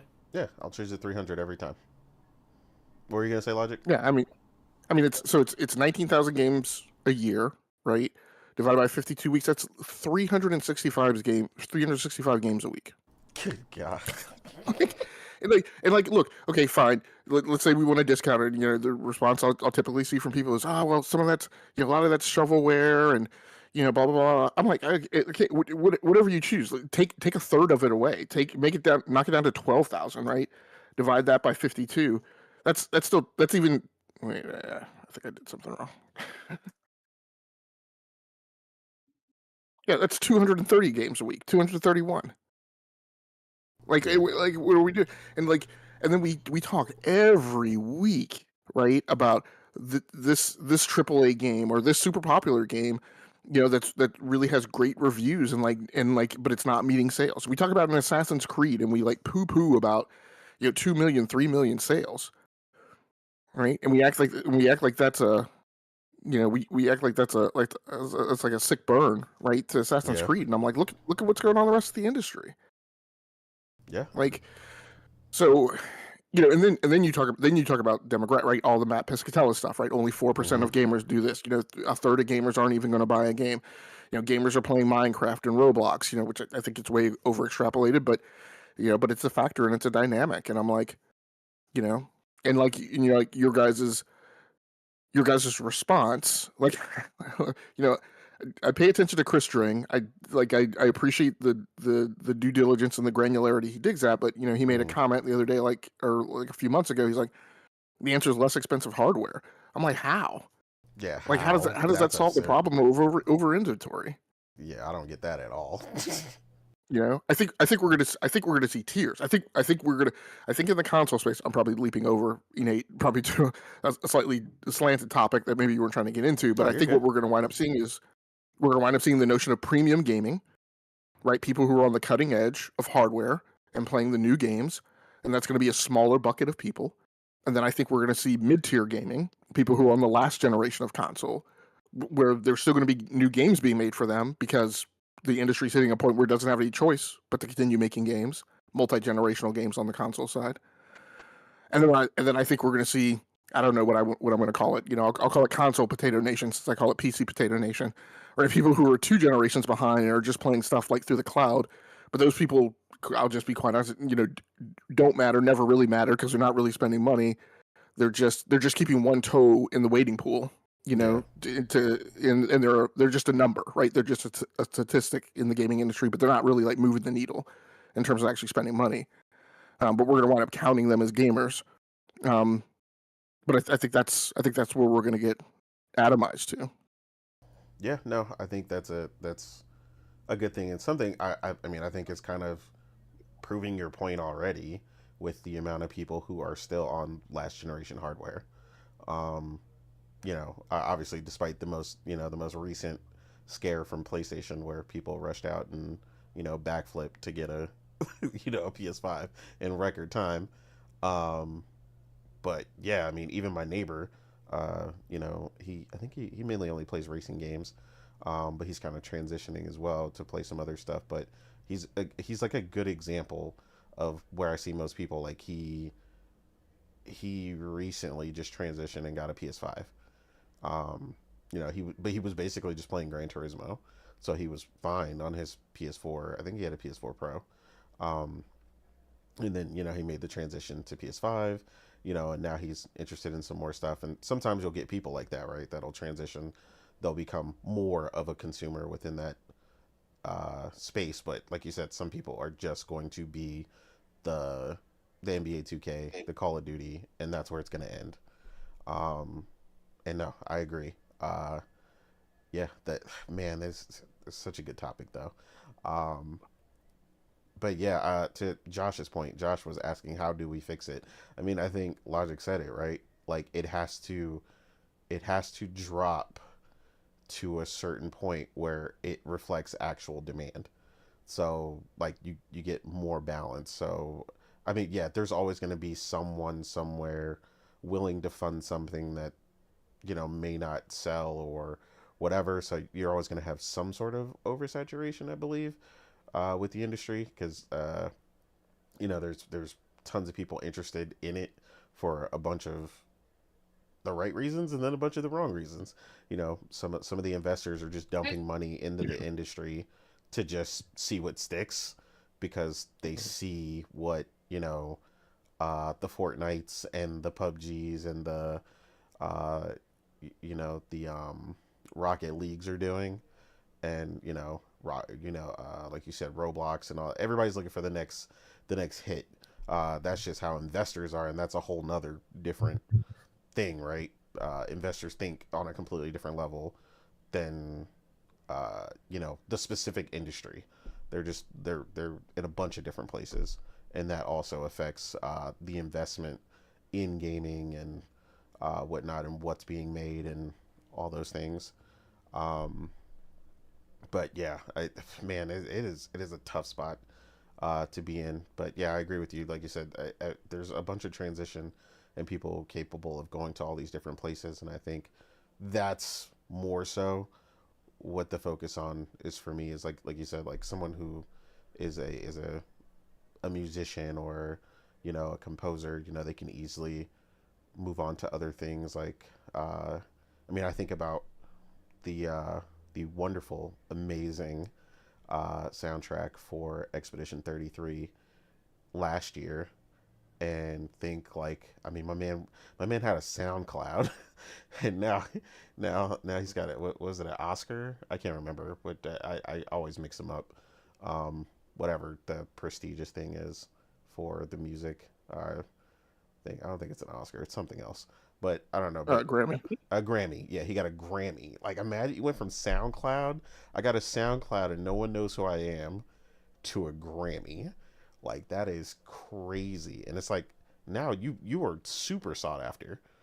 Like, not only that, but you went from who are you to all these people know your name. Your phone's probably blowing up. They're looking to make a movie out of the game already, so you might be being tapped for that. Like it's man, it's a whirlwind of things that can happen within the industry as a whole. Like you said, that transition to all these different places. Um, You brought up a good point. That's actually a thing that I meant to foot stomp on earlier. mm-hmm. I'm going to say this, and I'm not going to like be super bullish on pushing back at the people who use this term differently. Mm-hmm. But a large number of people, it's in a really weird place. This topic, large number of people use the term game devs to mean everyone, right? So like the QA tester who works remote in a cornfield in Iowa because he's paid to play 500 hours of Madden, right, and report bugs back to the EA studio, they count that person as a game dev, That is true. right? From that all the Is way that up. not a hyperbole thing? I'm sorry, what's that? Is that not hyperbole? Like, I have never seen anyone comment like that. Maybe Oh no, you. but it's not hyperbole though. Like or it's not hyperbolic. Like people literally count everyone as on the dev team, but everybody's not a developer. Right. Yeah, no, I get it. Yeah. No, they're So- not. So I don't, yeah, like leading to, like, I don't think it's hyperbolic because, so my articulation of it is the reality that the hyperbolic people don't get, right? When the hyperbolic people count QA, my articulation is that person I just described is part of QA, right? But because they don't understand the labor categories, right, in those various positions, they don't understand the number of people that they're including in that bucket. But my point is, those people who talk about game devs, they're talking in this, the people who answered this survey at GDC. What needs to be understood is that includes QA, that includes art, that includes audio, that includes music. So right, that includes everything all the way up to the guy who literally has a physics graduate degree, right, from MIT, who works at Epic, and is the person, right, making the ballistics model for how far the bullet drops, right, from gun sight level down to however many millimeters it drops over distance, right? So who codes their initial model in MATLAB and then auto generates C# code, right? So when we talk about people who answered I'm moving out of the gaming industry, it needs to be taken into context who we're talking about. For the people that I talked about, that I said that there are technical adjacencies because there's millions of software engineering jobs that are going unfilled in the world. Those are the people that I'm talking. The people who are hands-on keyboard, who write code, can go fill other jobs. Yeah. When you talk about somebody who works in the art department or the narrative department, right, who's a writer, their job mobility and their adjacency, I don't necessarily know what that is, but it's definitely not the same, right, as somebody who has the knowledge worker skill set. And so those people may be more negatively impacted. Yeah. What I will say is, and I apologize that this is going to sound harsh. Let me put it in this context. My sister-in-law at the time when I was like meeting my wife and getting married, my sister-in-law, love her. My sister-in-law was getting a graduate degree in urban planning. And one of the conversations I had with her is, so what are you planning on doing when you get out of grad school? Right. And where I was pointing the conversation was, so what jobs are there for urban planners? Right. The answer is urban planners are typically hired by major cities, right, to help plan development. Right. But it's a job category that like isn't booming. So there's very few jobs. It's not propagating. She was going and spending a lot of money getting a graduate degree in a field that wasn't on the rise. So what I always say to people is, like, you make choices, right, about, and then that those choices determine where you wind up. Harsh question to ask is, so people who are artists, people who are in audio engineering, like sound design, narrative writing, the question becomes from a work field is, how many of those people does the world need? What are their opportunities? And if they've just run into a wall where those opportunities aren't there, then the reality is, like, they're probably going to have to go find something else to do. And again, I don't say that to be a jerk or to be unsympathetic. I'm just saying, look, when I don't know, when the pandemic, if we get all self-driving cars and that moves upstream to trucks, then all of a sudden we don't need thousands of truck drivers. Right? People who are getting trained as truck drivers right now need to be aware of that, because they're making choices that are going to derive, them potentially, winding up in not a great place. And that's kind of, what I'm talking about. Yep.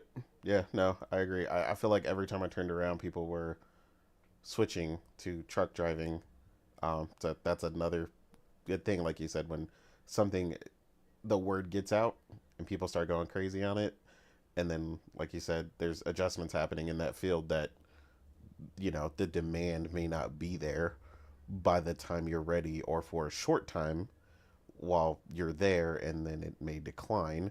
A lot like the dock worker situation right now, where a bunch Yeah. of them are trying to switch and transition docks to like fully automated so that they can run 24/7, because the demand was exceeding the human capacity to work. And dock workers get paid a ton, you know, and they're like, yeah, And the insurance is high. exactly. Yeah. And I don't want to, and I'll put this last little dollop on, and then I'll shut up and give other people a chance. So the other thing, I want to wrap up by saying, like, I'm also not trying to be elitist. I'm not trying to say, well, engineers can go off and do other jobs and get better money, and then all these people who are in like liberal arts fields, like, screw them. Like, no, no. I mean, these are things that I've observed and have had to help people transition through, including impacting myself. Right? We had this problem with electrical engineer or electricians when machinery automation and industrial controls came along. Right, when Siemens started building PLCs, Siemens and other people, and we started, like, we didn't need human beings to be able to go throw a breaker, right, on a 10,000 volt breaker, because the machine could do it. That meant there weren't electricians of that type who worked on switchgear who were in its high demand. Yeah. And I advised those engineers. I was like, look, you need to learn some software programming, or you're going to enter a world where there's not as much demand for your skill set. Networking engineers and architects also went through this problem when we went NFV and SDN, right? Software defined networks and network function virtualization. When a lot of this stuff became virtual and you could push, what a router needed to do out over the network via code, instead of having to have a human being, right, go to the network switch and make a change, that meant that job space became different. Yeah. And I said, like, again, you need to pick up some programming skills and learn how to write those scripts, or you're going to be facing a world where there's not as much demand for a networking engineer, right? With the skill sets that you kind of came into the industry with. So, all these things, like they move upstream and move downstream in lots of different industries, and sometimes it means people have to shift and find other roles. Yeah. No, I agree. Yeah, I had to learn some SQL when I worked for that production accounting company for a bit, and I mean, I never thought I would.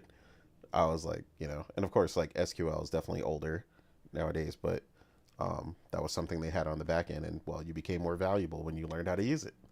And they were like, dang, now we need you more than ever. I know Weeb. This is a fun one for Weeb as well, because I know Weeb, you also work with engineers and coders and stuff in your personal field, um, looking at the outlook, based on the information given. What are your opinions as far as people potentially leaving the gaming industry, and the nature of the industry right now? Well, I've been listening to you guys talk and sort of mulling it over, and I Mm-hmm. think there's sort of two um, perspectives here. One is, yes, with uh, I mean, yeah, we keep going back to COVID, but that definitely still has Mm-hmm. her. We're still in that wake of it. At that point, there was an overhiring overall in in the IT sector, um, Oh yeah, it went and crazy. yeah, I mean, like games take time to develop. Like they're multi-year projects. So, yes, we're still in a way benefiting as gamers from the fact that there was a boom and there were over hiring and they were launching so many projects, um, and but to the detriment of these developers, like Logic said, like there's so many games, yeah, the risk of failure is so much higher purely based on the quantity of games launching. Mm-hmm. On the other hand, I do feel like it may not necessarily be like a quantitative way of looking at, because if you look at games as in the same way, there's as art, but like an entertainment product, Mm-hmm. as there is music, as there is movies, TV shows. There is a market for everything. There's a reason why there is an indie uh, scene in gaming. And yes, there's like thousands of games, launching, I don't know, every month or whatever in Steam, but like there's a lot of shovelware. There's a lot of stuff that caters to particular niche that may be very low effort. That's not intended sort of to succeed all the way around. Like there's going to be plenty of these studios who who basically, well, shovel, Yeah, dozens of games in a very short period and just hope that one sticks. And they're I've and definitely seen that. with the advent of AI, it's even getting easier, to do that. Um, so yeah, I mean, I'm not necessarily thinking that there's. I mean, I could obviously, be proven wrong, but I think this is still sort of the correction that we are facing post COVID, Hmm. where there needs to be the sort of the industry is overheated, and there needs to be sort of a cool down indeed, where we're going to get back to normal, where games are produced at a level meeting the average buying behavior of consumers. And it doesn't help that there are different distribution models, like a Game Pass, like the subscription models that are in a way muddying the waters because they're providing a disincentive to actually buy games, and that doesn't help. And obviously, at the same time, there was a boom in streaming services, for actually, passive media, as it were, which again is in the end a direct competitor, because the time you spend on watching or playing a game, you can also spend on watching a Netflix show or whatever, Oh, and ain't they that the know it. That's truth? and they know it, that's why they're these especially network news outlets have a tendency to always try to Clickbait. talk about gaming as a, yeah, clickbait, as in, oh yeah, the addictive effects, blah blah blah, because in the same way, like you should look, it's pretty entertaining when TV came along. There's a radio broadcast that were like, they were like so disparaging about the idea of TV, because they were, they were afraid for the Video competition. killed the radio show. Yeah, yeah, Yeah. yeah. They were like, Some of y'all how might be you too can young for that. imagine the idea of having actual images, Yeah. and then and the same way, when the internet came along, when TV, when remember all these news shows, like the dangers of going online, because they were afraid that was going to hit their bottom line, and now they And have now it embraced it, definitely and they now just, I was gonna say yeah, now it definitely has. yep. Yeah. Um, so yeah, I'm not necessarily that I'm, again, like I said, there's absolutely a correction in terms of that post COVID wake, and there's muddying the waters with all these other factors involved. I Hmm. don't necessarily believe that overall we're making too many games, because they're, like I said, they're niches. They're not every game needs to sell 1 million copies to be a hit. Like, they're not all aiming for that, and there's a reason why there's an indie scene, and that's thriving and that's succeeding. Um, but as for the initial topic of the people seeming to leave the industry en Hmm. masse, or at least that was the article his main main subject. Yeah.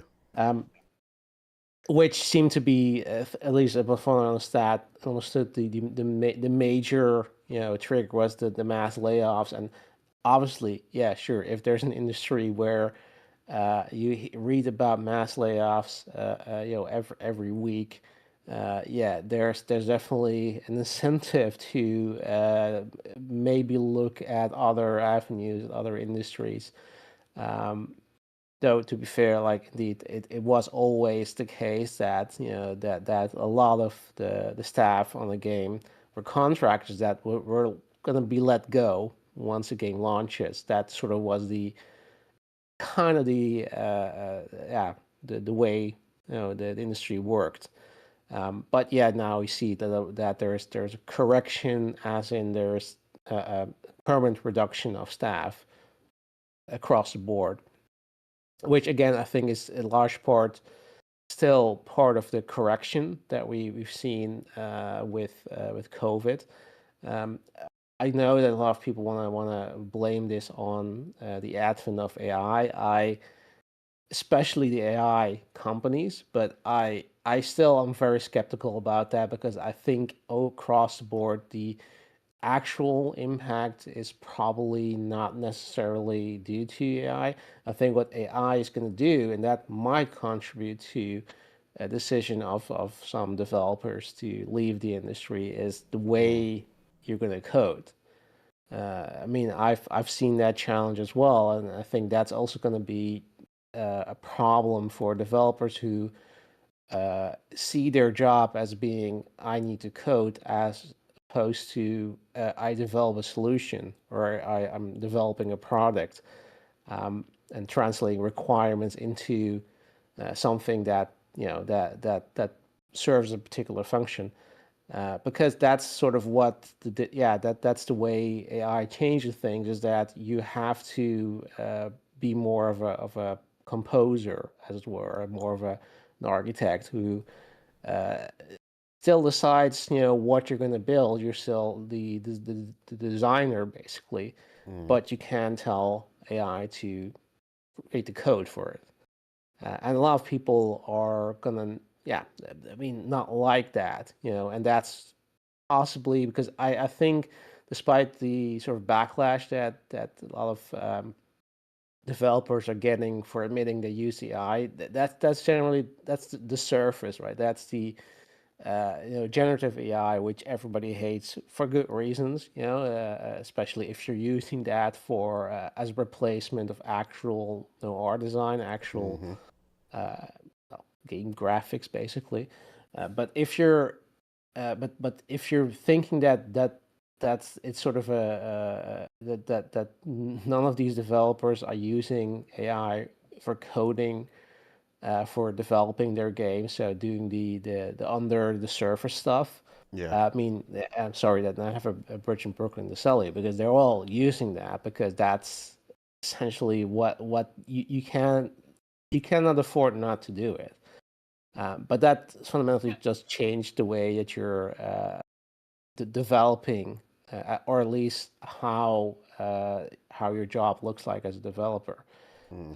And yeah, again, like I think that also has an impact on to a certain degree, or will probably have an impact to a certain degree, for what kind of developer do you want to be? Like, is that still? Are you still gonna have fun doing that? Yeah. Which, not to say that this is sort of the main reason why we're seeing this trend. I think probably for the most part, indeed, the uncertainty with the mass layoffs definitely is the main driver there. But I think that also factors in, because if the question you get when you're hired in a company, like where do you see yourself in 5 years? Well, I mean, I think a lot of developers will have to ask the question themselves, as in terms of what do I want to, how do I see my job? Is that gonna give me that satisfaction?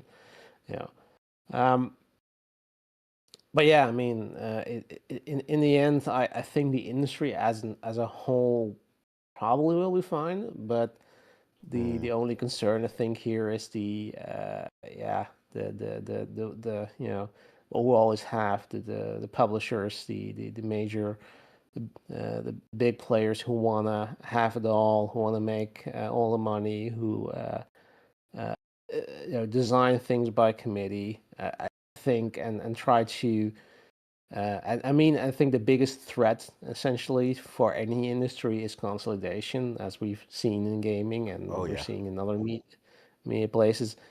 yeah, that's sort of the death of creativity because yeah, it consolidates power. It means that you have less choice, but it also stifles creativity. It the bigger you are, the illusion that people have is if you're we see that Microsoft, they thought, okay, yeah, they're a trillion-dollar company, so they can fund all these projects, all these old IPs, lost IPs that they're not using. They can bring them back. You see the reality is like the bigger you are, the less risk you're willing to take. Exactly. And everything's going to look the same. And that's sort of the thing that I'm more worried about than the fact that maybe they like if people are leaving the industry and we're gonna have a shortage of developers. I mean, at that point, if they have that problem and they somehow have to start hiring more people, well, I mean, they have to raise salaries, have to offer more benefits, and people will come. That's kind of the thing that's just what you discussed, like truck drivers. Like it's a thing that it will happen, and I'm not worried that we're somehow have to do without games because there are no more people who actually can make them for us. I mean, that's not gonna happen. Yeah, I But think the yeah, there. passion is too high. Like I think there'll always be someone uh willing to do Of it, but course, yeah. which No, is I also agree. why I'm not really concerned with the idea that there's I mean it's really unfortunate if a developer like a studio disappears, but Mm, um, it's like for every studio that closes, three new ones are created. Like it's not that there's that mean like something disappears, and especially if it's something that created something you love and has a certain uh, sort of something encoded in their DNA, as in they're creating a particular kind of games that you can't really replicate. that But it's not like that's they're more my concern is losing those key yeah, yeah, players. You know, like BioWare as we used to know them is clearly not BioWare anymore. And it's like exactly. that But makes me but but sad. but yeah, that's and again consolidation. But it is sort of like as Owen would say, damn if you do, damn if you don't. Like you can't really you can't really predict that. Like You yes, can't. if Yeah. Bioware was still independent, they might not have yeah, we might have gotten a proper Dragon Age, a proper Mass Effect, or they could have just disappeared and That too. went bankrupt. And you never know. Like you can't predict these things. So that's sort of what I said like at the beginning. Like you kind of have to accept that you can't control everything. It's no use to cry over spilled milk. Like it happened. It's there. Like look, I love the Command and Conquer games back in the day. Like I fucking hate what EA's done with the franchise. Like it's an absolute travesty. But I'm also not gonna make any illusions or delude myself in thinking that if Westwood wasn't bought by EA, that we still have Command and Conquer games these days. Like you can't really make the assessment there. I mean the genre in itself has become, despite the fact there's still plenty of games created in the genre, but is also very niche. Like it's would be very likely that Westwood would have gone under without the capital of EA anyway. So yeah, it is what it is. Like you can't. It's kind of it's sort of a no like the Kobayashi Maru, right? It's a no-win scenario. Yeah. There's no way out of it. Um, but yeah, I mean, it is what like accept it. I would say move on, but definitely, we should. I mean, we again we can't really change anything about it, but I think also you have to be. I think we'll agree. Like kind of, it's not doom and gloom necessarily. It's just something. Well, to observe. But I mean, again, we can't really change anything. It's not that no. If you're gonna like, well, what are you gonna do? Like buy two copies of every game that comes out. Make sure, yeah, there's plenty of people who at least say they're doing that, but it's not really, you know, putting a dent in there. And the thing is, like that's kind of the problem with, especially with these big companies. Mm-hmm. Even if the game does well, doesn't You still. guarantee they're gonna make a sequel. You know? Yep. Yeah. Yeah. No, that's true. There's so many factors to it. I mean, even when you look at like the prime example of that, even if it does well, there's no guarantee they're going to make a sequel. Obviously, they're making one now, but um, Hogwarts Legacy, right? Literally outsold Call of Duty, like Mhm. freaking most insane numbers in a single year for a new product like ever on the market, and the CEO is all like, yeah, so we're gonna try these other two multiplayer games that have nothing to do with that, and you guys are gonna buy them, Yeah. right? And then we didn't, and he's like, all right, cool, we're gonna make Hogwarts Legacy 2. My bad. Like, so yeah, like you said, like there's no guarantee. So sometimes that they get the message. There is a there is an absolute disconnect between gamers and publishers. Yeah, so some of them at least.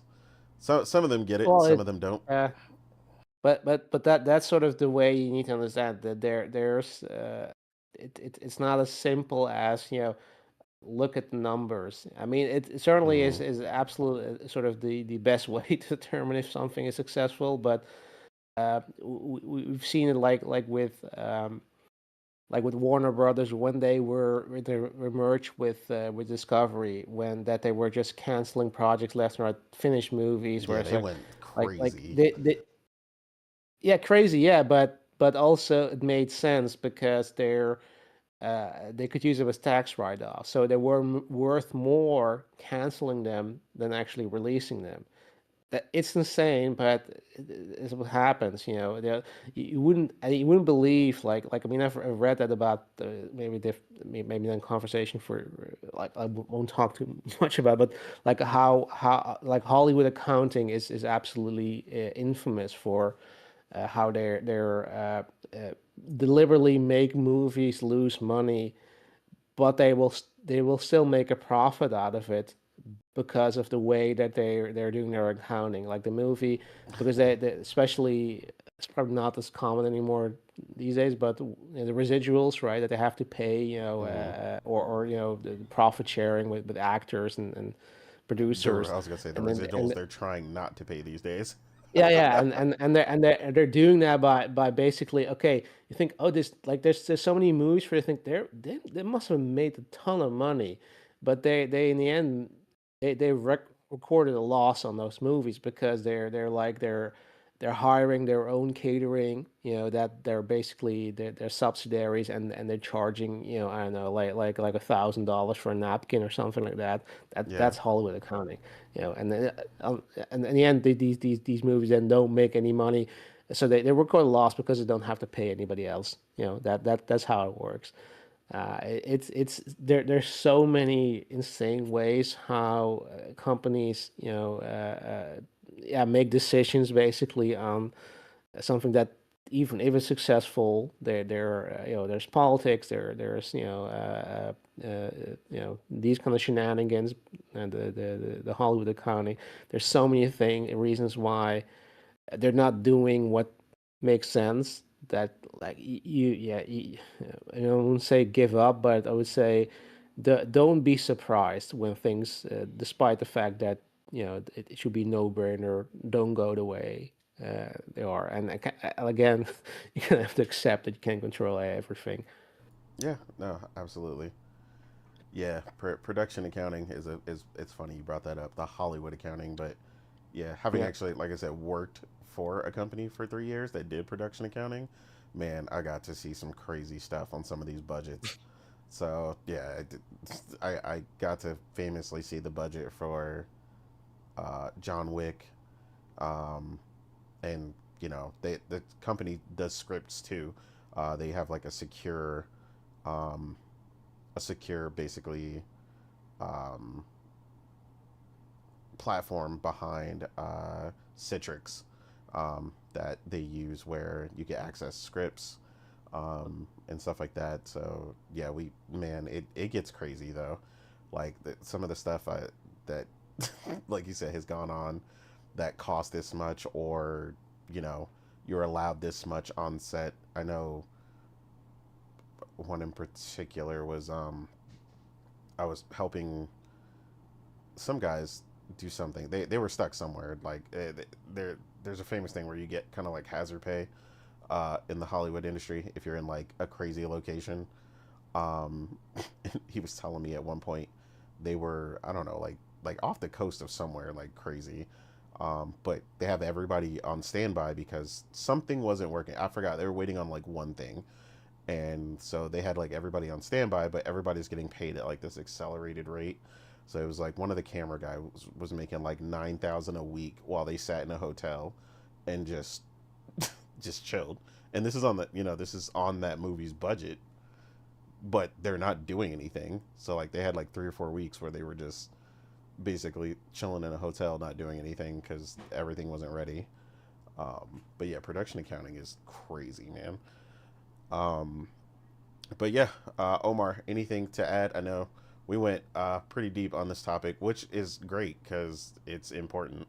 Yeah, And no, and I think we hit a lot of really good points, and I love that. yeah. You guys remind me when Salty used to have this phenomenal debate. Now, let me start. First of all, you guys said a lot of stuff that I agree with, but one thing that I want to mention, a few things that I want to mention. One, um, the cost of developing right now is insane, and developers are not getting paid that well. Let's give it a buck. Another thing, the amount of layoff we have seen, yeah, COVID is a thing, absolutely, but let's not forget, we are now in an era where a game can make or break you. You have to release the game perfect. It does. It, when I say perfect, it means it needs to be polished. It shouldn't have any bugs or glitches or being unfinished, and then relying on fixing it later. Some games get what do you call it, fantasy endings, things like No Man's Sky. But No Man's Sky is such far in between what an actual reality is. Um, Flintlock is a game that came, and I don't think anyone played it for the most part. To the point that if I remember correctly, it absolved an entire developers. They left. The studio closed. If I remember correctly, because I remember reading about it. Forspoken is another game that I love. I legit love Forspoken, and they hinted at sequel for part two, but nah, they killed the studio because the game didn't do well. Another thing is release timing. When you release a game, you legit like it almost like to me it feels like developers need to communicate, publishers need to communicate with each other. When I releasing this game, so we know when we release this game. Look at this month alone. Sarah, Pragmatic, Mount PI, and replaced or retraced, whatever it's called.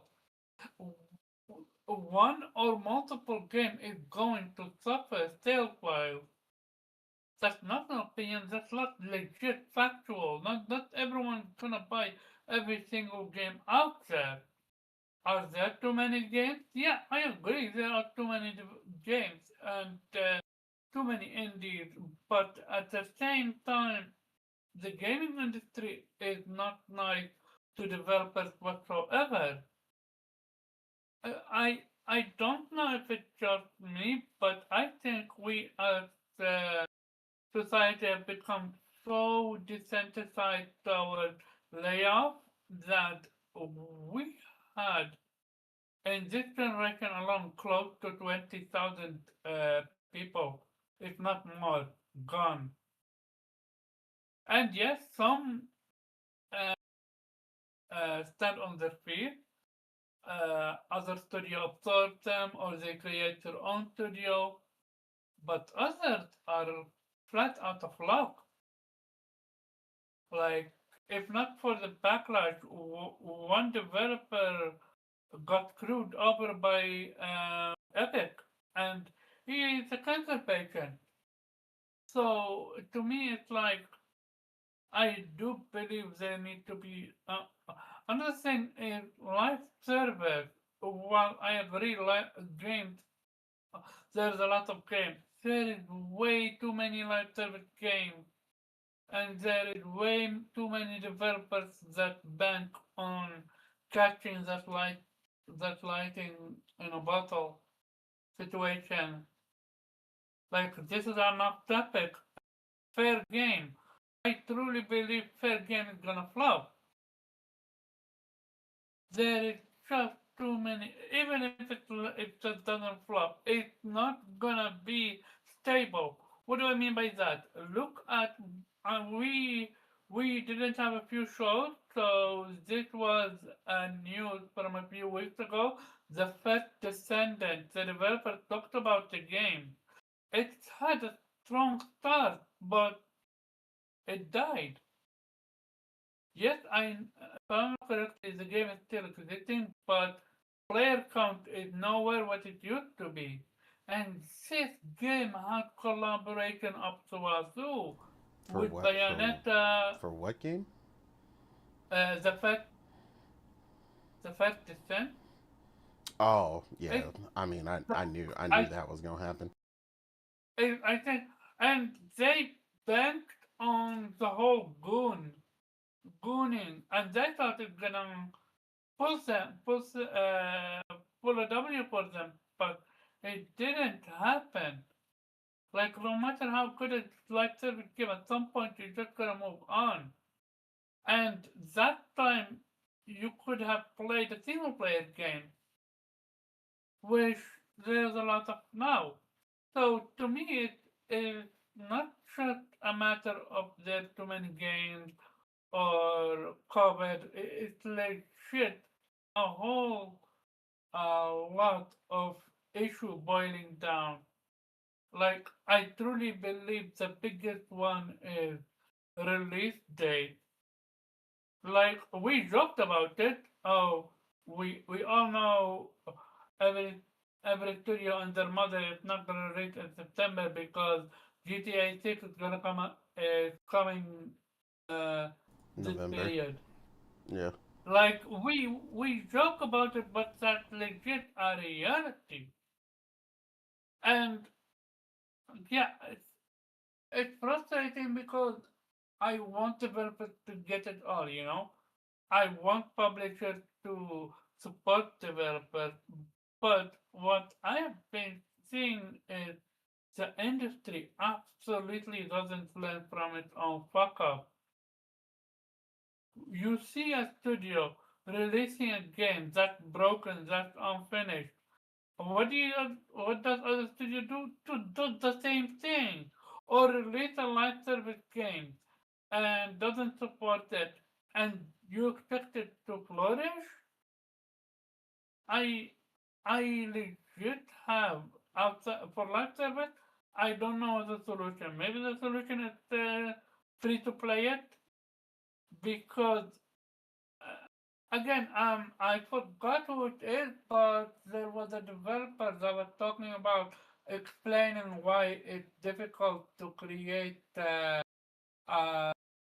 offline version of a live service game because then the gameplay is not fun. I'm like, if that's the case, then give what you call it, uh, not per se a refund. Well, you could give a refund, or you could give something like a discount, anything. If you buy an live service game, Well, if you played a and live service game for 6 years and they're finally shutting the servers down, they're not giving you a refund on anything. okay, yeah, no, that's absolutely fair. But if you buy a live service game and close it between 1 or 2 years, like, would you not feel robbed? I don't know. I mean, I played some awesome games for 1 or 2 years, so I don't. I don't know what to tell you. I know it's not Uh, really. That's not really no, your no, specialization, though. So I would feel robbed because they should always shoot themselves in the mouth. This is a 10-year plan. You know when they said that for I mean, that's also that. that's also, a hyperbolic statement. Like, we're aware, yes, they'd love for 10 years, but if you plan for 10 years and your game starts falling off the map in 4, well, you're not gonna execute a 10-year plan at that point. Like, you unless something happens. Like, developers have to understand that, and make adjustments when things happen in that nature. They might have loved to go for 10 years, but everybody doesn't do that. The same thing with everybody would think, because World of Warcraft is so popular that, oh, clearly, you know, uh, Blizzard could just make another MMO and go crazy, and 10 billion people would subscribe, right? No, they canceled their own project making a new MMO because they knew that they were afraid that it wouldn't live up to World of Warcraft. And they were right, because people have an attachment to WoW that they can't guarantee is going to be generated with whatever this new product is.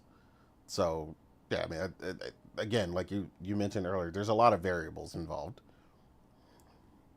And not to mention, and this is the best one, we lost count how many live servers have died. Like, remember like half a year ago, we would report on one game and then 2 or 3 games die as well. Live service related. And that's going to Like, keep it's going to keep happening.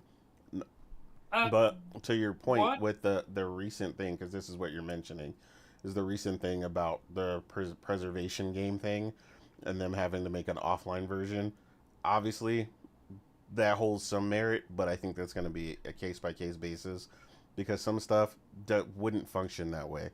Like, it wouldn't fundamentally make any sense to do that unless we're talking about something like some a title like Mercenaries, where it used to go through the EA server or something, and now they could change it to peer to peer network so that the game continues to function as intended, but now you host the server yourself if you wanted to continue playing the game in an online capacity.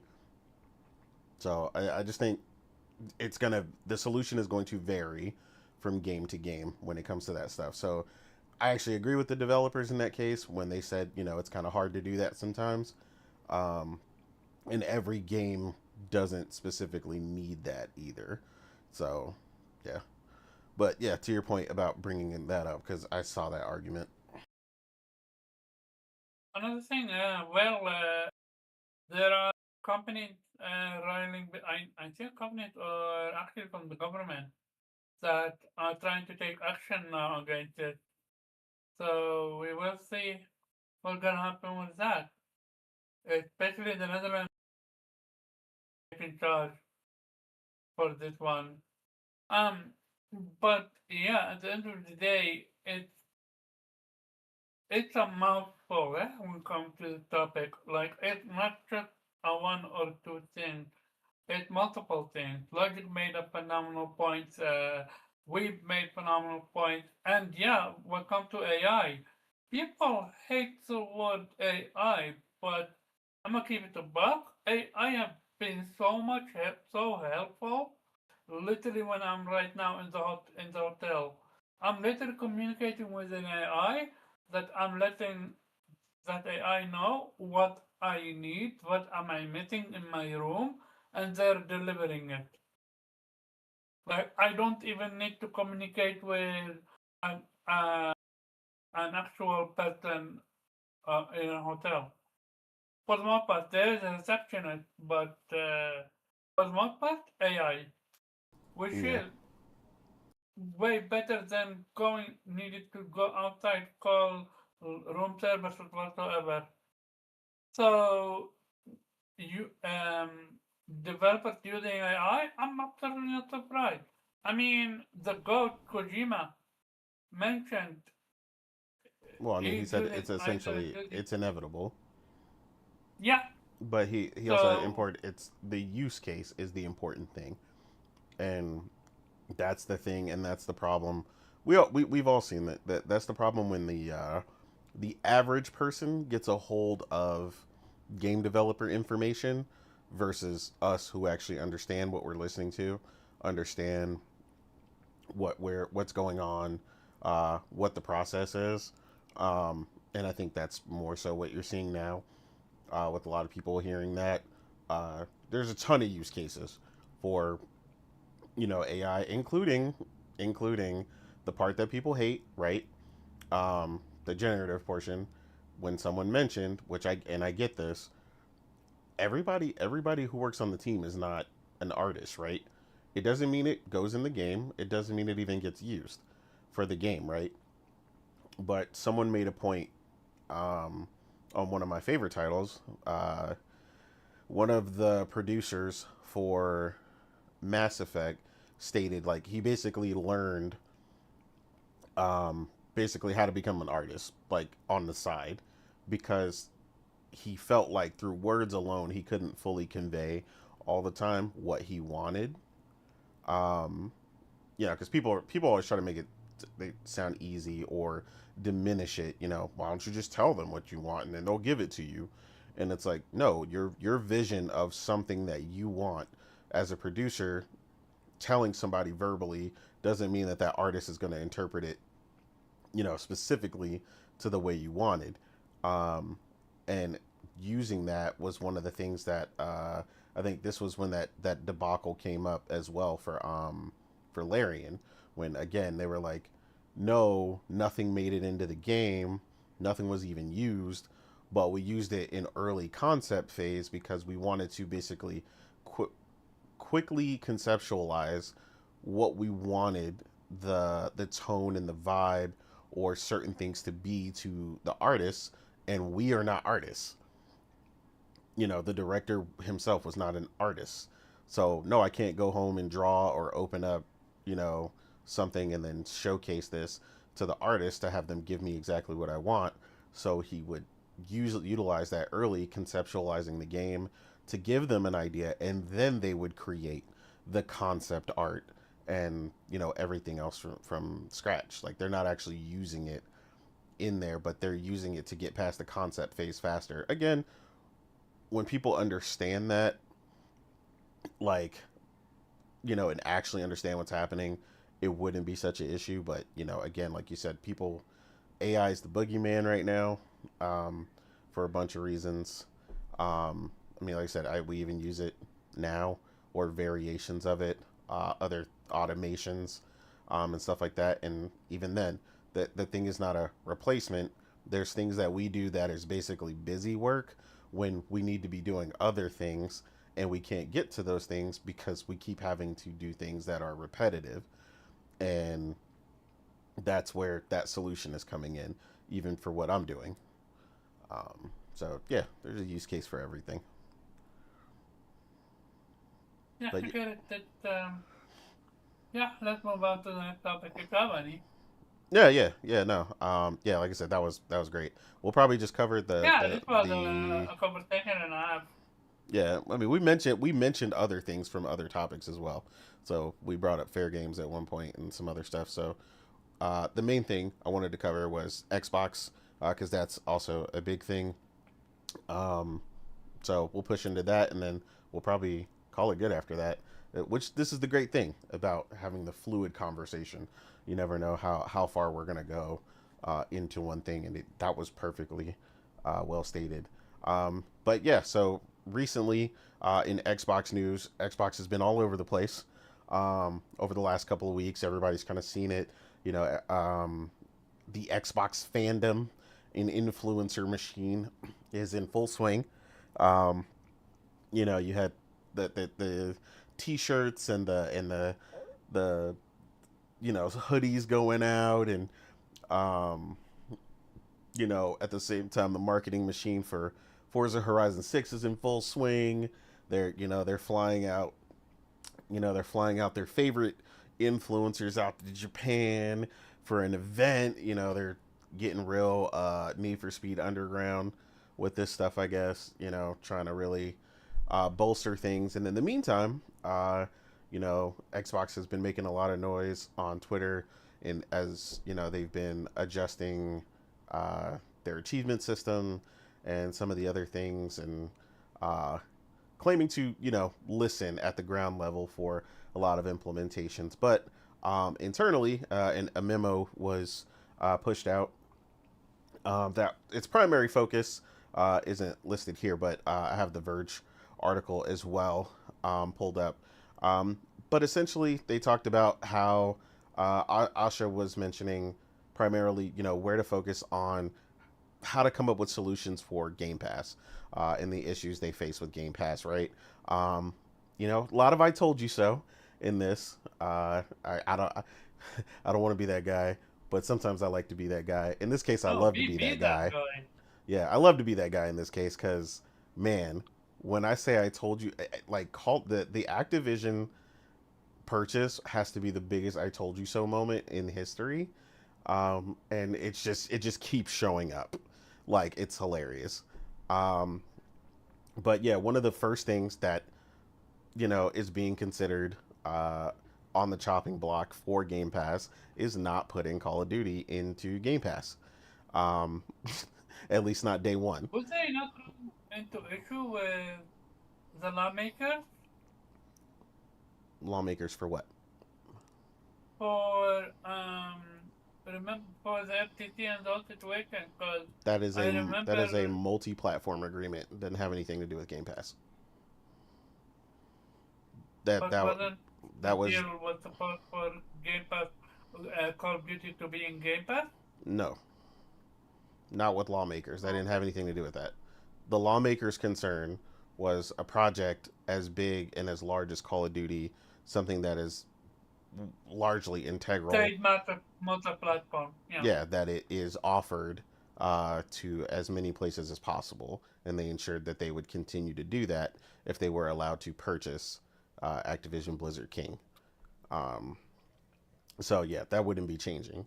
Um, but obviously, when they put it into Game Pass, that was when looming price hikes started, and then they also incorporated, of course, into Game Pass Ultimate things that people didn't necessarily ask for, right? When that 50% price hike came, they put in um, the Fortnite crew, which was the weirdest thing on the planet that I have ever seen. Like, I don't know why why they did that, because Fortnite crew on its own is like 10 or 12, like 12.99 or something on its own. So they put that in there to justify that, and like, yeah, all well and good if you play Fortnite and you had that anyway. Like, cool, you just cut that off on your other subscription, and you just let that incorporate into what you're spending. And so you're like, hey, I'm only paying technically $18 for Game Pass because I was always having, Fortnite crew. But again, a ton of people that have Game Pass don't play Fortnite, and they definitely don't have the Fortnite crew. So that that does not specifically justify the price increase, um, which we've spoken about this with other things doing the same thing, right? I famously repeatedly talk about how much I can't stand that Netflix acquired, Monday Night Raw or whatever on Netflix and just told me, hey, well, we're going to jack up the price because we made $1 billion deal. And it's like, that's not my Yeah. fault. You know, you could not just remove it and leave my price alone, but they don't want to do that. They want to keep incorporating it into the main price. And because of that, the price keeps going up, right? And Netflix is going to test the very, very edges of that, right? It just keeps going up, and eventually you're going to hit a point where, as Xbox is learning, where people don't, don't want to subscribe at that price tier anymore, or they're going to figure out different ways to get around it. Um, and they're noticing that Remember issue. the mass cancellation for Xbox? Yeah, a lot of people canceling on Twitter, and or at least saying they did and whatnot. Um, and I'm sure plenty of people did. Um, but again, this is an issue for them that has been a long time, long before Asha got in this position, um, where we kind of warned people, or even early on before this started to show up, that all this gotcha moments they thought they were having weren't going to come back to bite them. All the people that are like, oh, I'm subscribed for Game Pass for like 6 years and I did it for $1, and they just thought that was the coolest thing on the planet. And I was like, while that's great for you as a consumer, you don't think that's going to have any lasting effects. The same thing with the whole, who cares about console sales, as they started getting skipped. Um, so this is a a long, long issue of multiple levels that Asha is now dealing with, and this memo brought up several of them, like I said, including the Game Pass thing, which, I mean, even some of their fans and influencers have now stated, let's remove Call of Duty, from day one Game Pass if that's gonna lower the price. And like that, Remove day and date, eh? yeah, that's not gonna, that alone is not gonna do it. Like just removing COD specifically is not gonna do it, because even prior to the purchase, Xbox accounted for so little of the sales for um Call of Duty COD. that they weren't even on the pie chart when they showed the percentages. They were so far It under was that they didn't even PlayStation, put them. right? It was PlayStation and it was PC on the list, but Xbox, they didn't put them on there because it was like 3% or something. Like it was really small, and Damn. this was before it was on Game Pass. But it goes to show you that they still had a significant drop, right? Um, Largely from the PC side of things when PC people are playing, playing Call of Duty, running the campaign, or playing just a little bit from PC Game Pass instead of purchasing the title. Um, and this is something that Logic can attest to as well. When people are purchasing Call of Duty, a lot of people, I mean, myself included, when I used to purchase COD, I used to get the $120 edition day one. I want everything. I want the pass. I want the everything. Um, and if you go from that to me checking out Call of Duty, playing the campaign for $16 a month, like that is a significantly less amount of money that you are gaining off of an individual compared to what I used to invest in Call of Duty. Now, obviously, I don't really play Call of Duty anymore anyway, so they're not getting nothing. But um, so in their case, it's working out better for them because I still have Game Pass for PC. Um, but yeah, like I said, that was a big factor in putting that price up. So now, obviously, like I said, she's in there internalizing, considering, but like I said, a bunch of the fan base has been going crazy and pulling back on a lot of this stuff. Um, and obviously, to kind of subsidize some of that, or try to regroup, you know, re. I don't know why I'm missing that word. Recoup. Sorry, recoup some of that investment. They've been putting these titles on PlayStation, right? And the PlayStation fan base has been responding pretty well. Forza Horizon 5 sold crazy in a very small window. 4 Again, million or something? uh, it supposedly broke over 5 million. Um, so, which is incredible for an older title. And Which is crazy for an IP that PlayStation have had. yeah, and I mean, it's again, they don't have any competition. Like, nothing is competing with Forza Horizon series specifically. There's other racing arcade titles, but um, nothing exactly quite like that. So I completely get it because I played the brakes off of it before it even came to PlayStation, and Forza Horizon 6 is probably going to go even crazier. Um, but yeah, like I Forza said, Horizon is the arcade version, right? Not the same. it's arcade. Yes, the sim version is done Yeah. as of right now. Like Really? they're not even updating it. Yes, it's Oh, over. okay. They like shut that team down. Like they're basically support. They're a support studio for Forza Horizon now, basically. Um, Oh. but yeah, like I said, she's now at least according to the memo, basically looking at a bunch of different ways to try and bring this down, different tiers. Um, which I don't really know how much this is going to work. This personally sounds confusing to me because the tiers already are confusing to me for Game Pass as far as like if I was on the Xbox side. Um, when they restructured it, and then I can't imagine adding more tiers. Um, as well as other people are saying, now to go as far as like people are considering. I've seen some of the Xbox guys saying, "Well, just remove day one games, altogether." Or all this other stuff, which again, you don't want to remove the value prop too much, right? So I don't know. To me personally, she's in a rock and a But hard what place. what they've been saying is what we literally been saying for years. Yeah, I mean, That's the funny part. they're considering it now because they realize they're in a bad way. Um, but they're only just now realizing that, and it's I'm not gonna say it's too late, but it is very late. Um, there are some corrections and things that she may be able to manage, but I don't know what she has the ability to do. I mean, I'm sure there's contractual obligations that people are not considering. Like I'm sure to get the Fortnite crew in there has some significant obligations as well, or how they could get around that.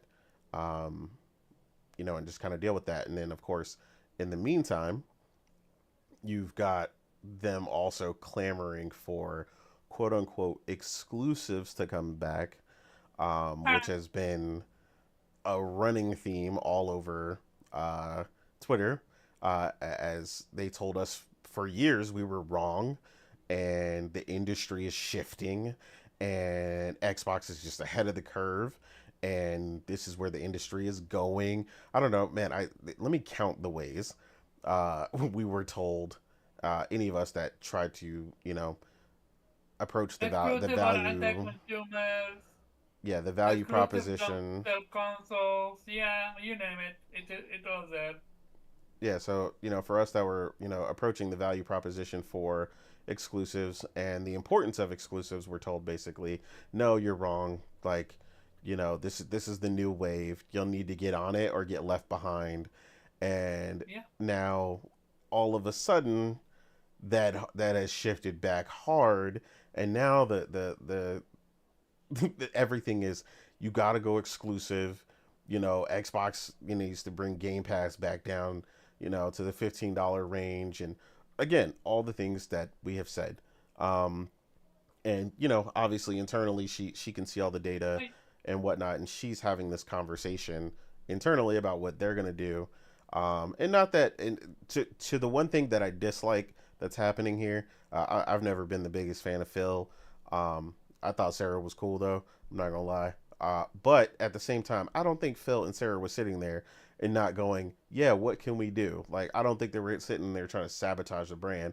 And now she's come in and she's gonna, put on the cape with the X on her back, and she's gonna carry them to glory. Like, no, that, like, if the plan was that simple, they would have enacted it already. It's clearly not that simple, and there's a bunch of issues that, again, that we brought up, um, over the years in conversations in other podcasts that we've been on, or just over the years that have been brought up on other shows, as well. So I don't really know. There's so much to unpack with what's going on, uh, with Xbox right now, while also increasing and maintaining this parasocial weird relationship that people thought they were going to dial back on, which they're definitely not. They're just cranking that up to 11. They're announcing a world tour of FanFest, which, again, I personally don't understand the point of that, because the point of FanFest is to celebrate Xbox, but I don't know what they're celebrating currently.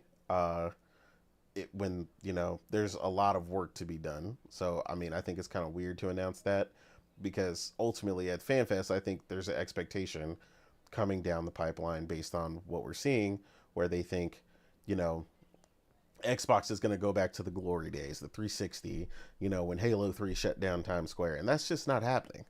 Um, and for some of them, it's just, don't put my games on PlayStation and Xbox will soar to the sky, and that's also not happening, because they had years of their games not being on PlayStation, and that didn't happen.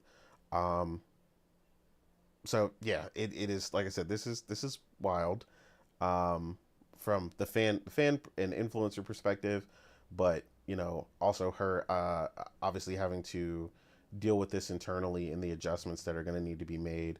Also seeing, and mentioning, one of the some of the information here, um, that was quoted from the longer version of the article that you, I guess, have to pay for. Um, it should, these were some things that were also stated that I guess they're looking to adjust, stating that they operate on dozens of platforms, but don't have a shared code repository or common database. People who program and stuff will understand that better than anybody. The importance of that, I guess, in relation between teams and communication.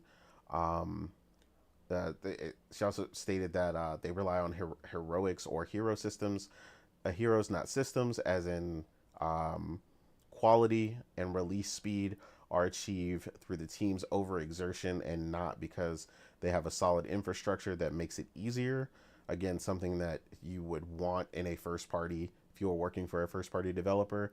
You know, one of the big things that we've talked about over the years is how happy we see a lot of people culturally who end up working at a lot of the big PlayStation first party studios, Sony Santa Monica, Naughty Dog, Insomniac, and whatnot. Like, these people just love going to work.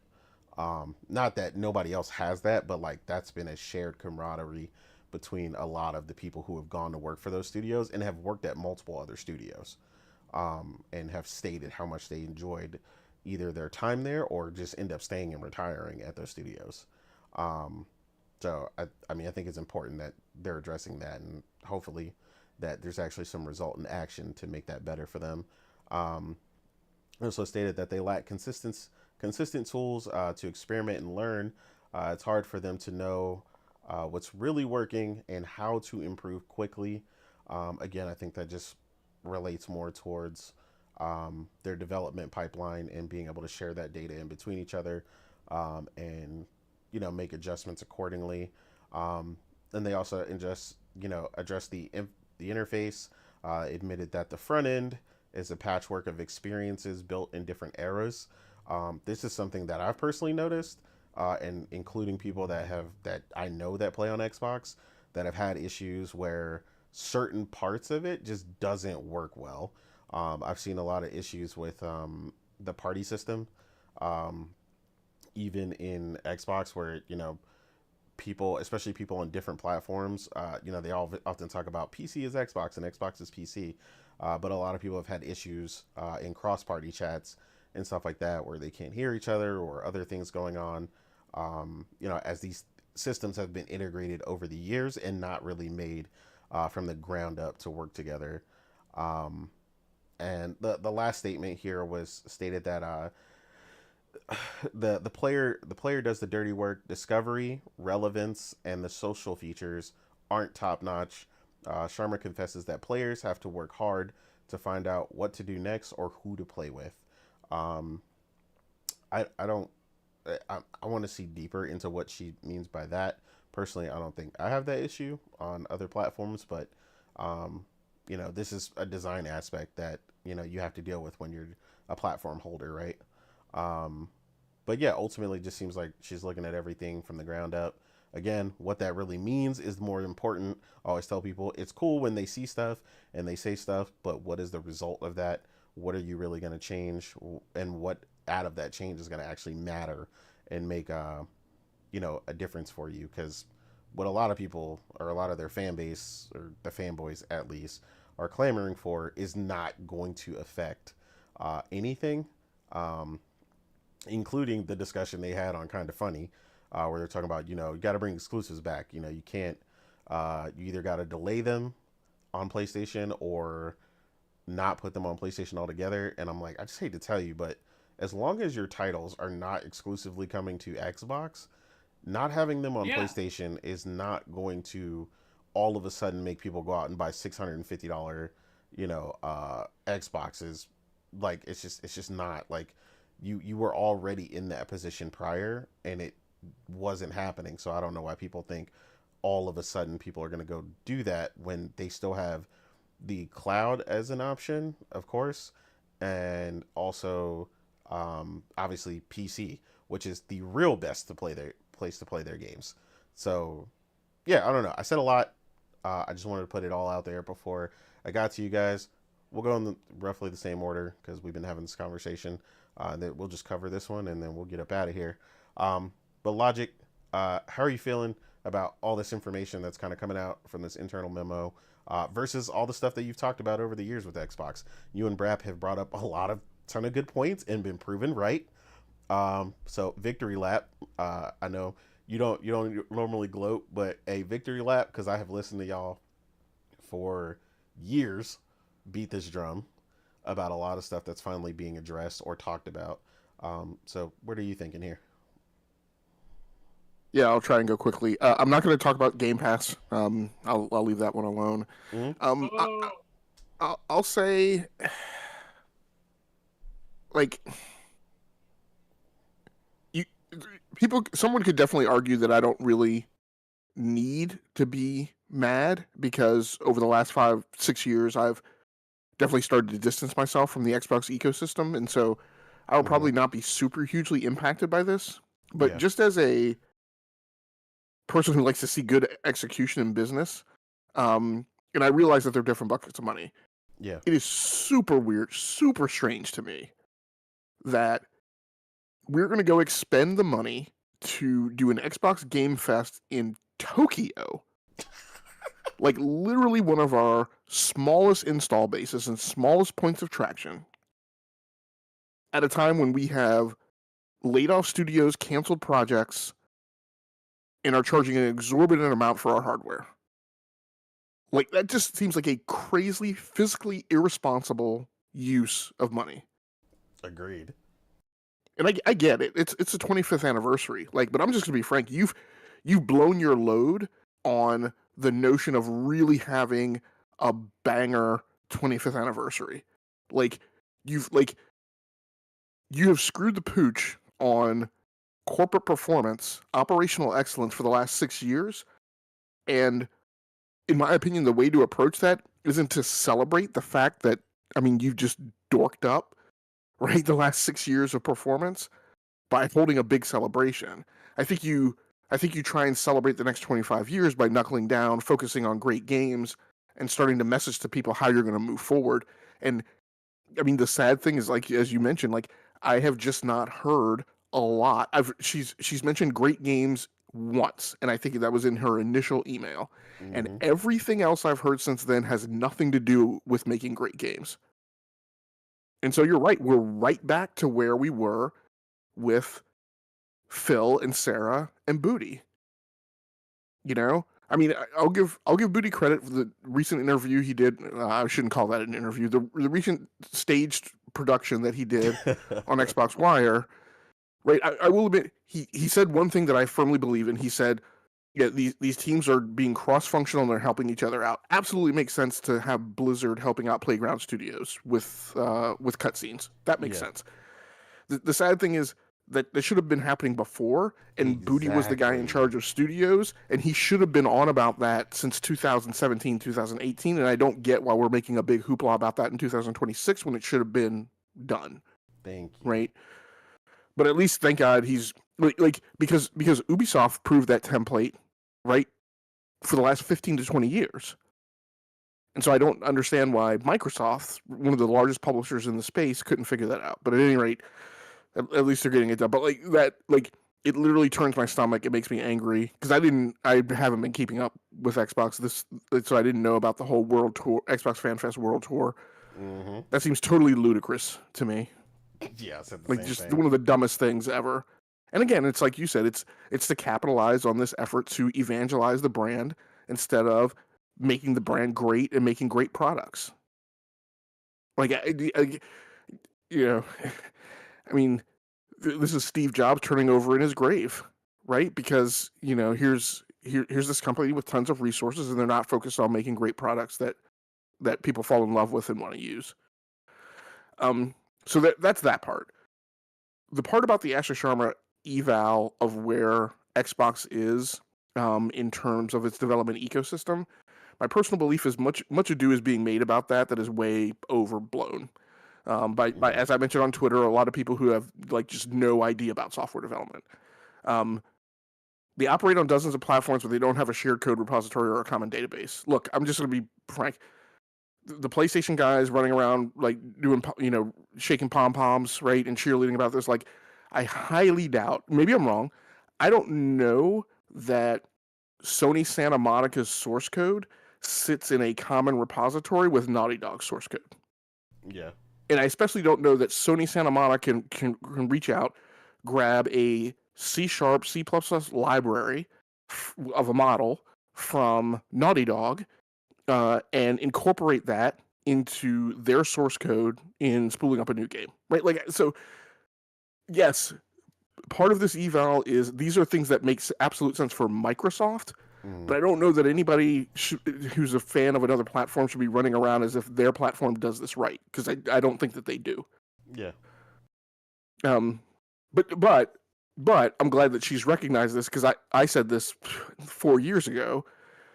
I said what I would do with all this mass consolidation of all the players that they're bringing in is all of my common functions, right? DevOps, organization of CI/CD pipelines, automated testing, all of these things that have to be done at every single studio and are just recurring, repetitive tasks that, like, Undead Labs doesn't need to be doing this themselves. Undead Labs doesn't need to have a DevOps guy. They don't need to have 5 DevOps guys. I can put those 5 DevOps guys right in a common shared resource center and have them do DevOps for everyone. I can have them wire everybody's CI/CD pipeline. I can have them set up everybody's Jenkins jobs. I can have them set up the test harness so that everybody's automated testing happens for their builds overnight. All that commonality stuff, I would put all of that in a shared resource center, kind of make it like Nix's at PlayStation, and just say, we're going to have all of these things done by one group in one place, and that's going to be our operational efficiency and where we're going to save costs. Like the notion, I won't call them out by name, the notion that Turn 10 has its own IT shop, to me, doesn't make sense. Right? There should be one large-scale Xbox IT shop. Yeah. Right? And you can have specialists that specifically help Turn 10 or specifically help Undead Labs or specifically help Ninja Theory, but every single one of those 30 studios doesn't need to have their own individual, like, shop for a bunch of recurring common functions. That's where you should be gaining efficiency by a large corporation at scale. We rely on heroics, not systems. That's not just Xbox, right? We've heard that from we've heard that from CD Projekt Red. All of these studios in game development, Naughty Dog, who just said, in making The Last of Us, we adopted the crunch mentality because that's just what it takes to make great video games. Mm-hmm. Right? They're all relying on heroics. It's all not systemic. It's a common leadership factor that people rely on heroes and A-team players rather than relying on repeatable processes, because at the end of the day, you need heroes. So I don't necessarily know that that's, like, again, just like an Xbox thing. There's some other stuff in here that makes sense, like lack consistent tools and experiment and learn. Yeah, all of these things should be improved on. I'm just saying, I don't think these things, people are acting like this is an exception. I'm like, I don't think this is the exception that you guys think it is. Yeah. Like it's shared. This is a shared thing with overall that everybody should be looking to implement. Yeah. So, but I'm glad she's recognizing it. It's definitely stuff that needs to improve. It's definitely things that Xbox could do better because they're Microsoft, right? And they're at scale and they're the biggest publisher in the space now. So absolutely things that they should do. And hopefully that will help. Yeah, so that's it. No, all good. I appreciate that. Weeb, what are your feelings on the reflections of Asha here with the Xbox brand going forward? Yeah, if you can call it that.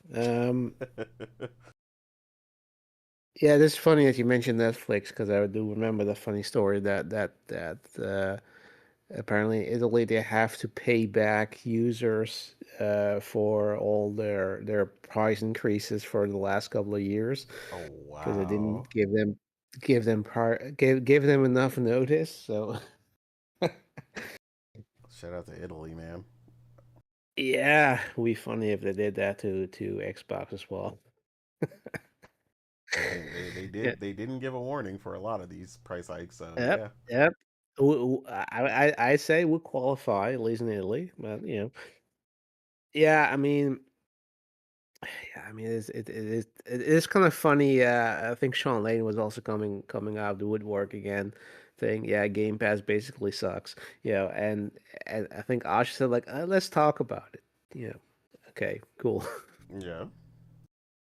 But I mean, it's sort of we've beaten that subject to death. It is like an unsustainable model, which has been proven. It's not working. I mean, the whole idea that you can apply this, like you can turn gaming into a Netflix of gaming, has been proven to be a pipe dream. The putting everything, all your first party games on day one on your subscription service, as if that wouldn't cannibalize your sales, if that wouldn't train your audience to not buy games. I mean, we've talked about it before, so don't want to talk about too much, but yeah, it is funny to see all these things that are they're it's not surprising me the chaos that is Xbox. I mean, based on their the things we see their leadership do, it really feels like they don't really have a clue, and this kind of shows it. I mean, it's not easy to sort of consolidate. I mean, I know I've seen how that works in practice. You can buy up companies, but they often just run as they were before. They don't like there's so many examples of companies being bought up and they're just duplicating everything. They're not really making any use of synergy between their various fields of expertise. They're not really. Mm-hmm. Uh, I mean, I've worked for a company where they had basically you know we provided IT, for we were outsourcing. We provide the IT for other companies, and uh, except for our sister company didn't want to use our ID. Like it's crazy how that works. So it's not really strange that they wouldn't that they aren't figuring this out, but it's very telling. I think that Sony is probably doing this a lot better. But yeah, I would also not be surprised if the source code of their engines are not really shared with other studios.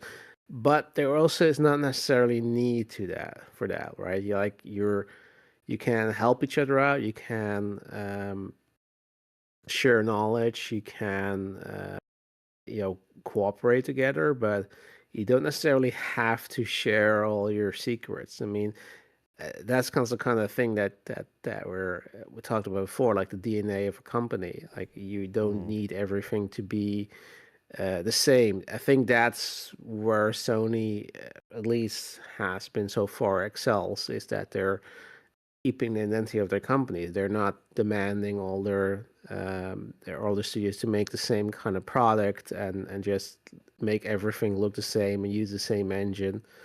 Um, which is showing, it's very telling that's fostering also the sort of creative process. I mean, yeah, you can think about the live service push, what you will. It certainly is a reactive decision. Uh, in some part you can understand, in some part you can see clearly it wasn't well thought out.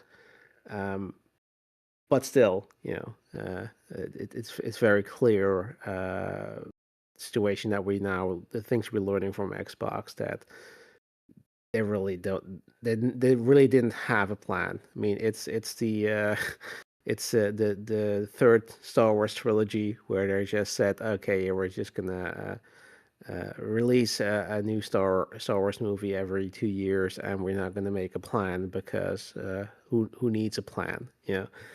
Just YOLO and see what happens. And I think that's the same, for the way Xbox is handling their studios. Like the thing is, like, even though it is interesting to see them admitting this, or at least that this is coming out.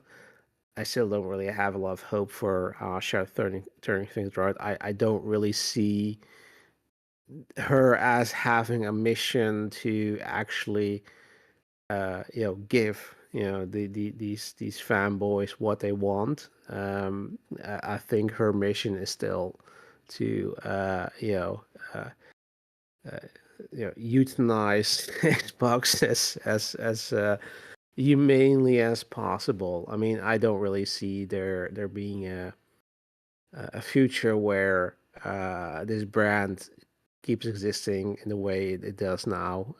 It might keep on existing, but it's going to inch closer and closer to being a third party publisher. And then they still have a lot of work ahead of them, because it's clearly they are still not quite there yet, managing this massive collection of studios and publishers in any way that's proven to be effective, or at least something that you can be confident about them producing results, as in successful games, great games, giving us as gamers what we want. Yeah, I mean, I could go on and on, but I think yeah, we've talked about this before. So again, this is a long line of things that we've probably known, probably suspected, and yeah, it's interesting to see this coming out now. Yeah. Agreed. What else is there to say? Yeah. All right. Uh, Omar, what are your thoughts? My thought is Game Pass Rock. Okay, restart though.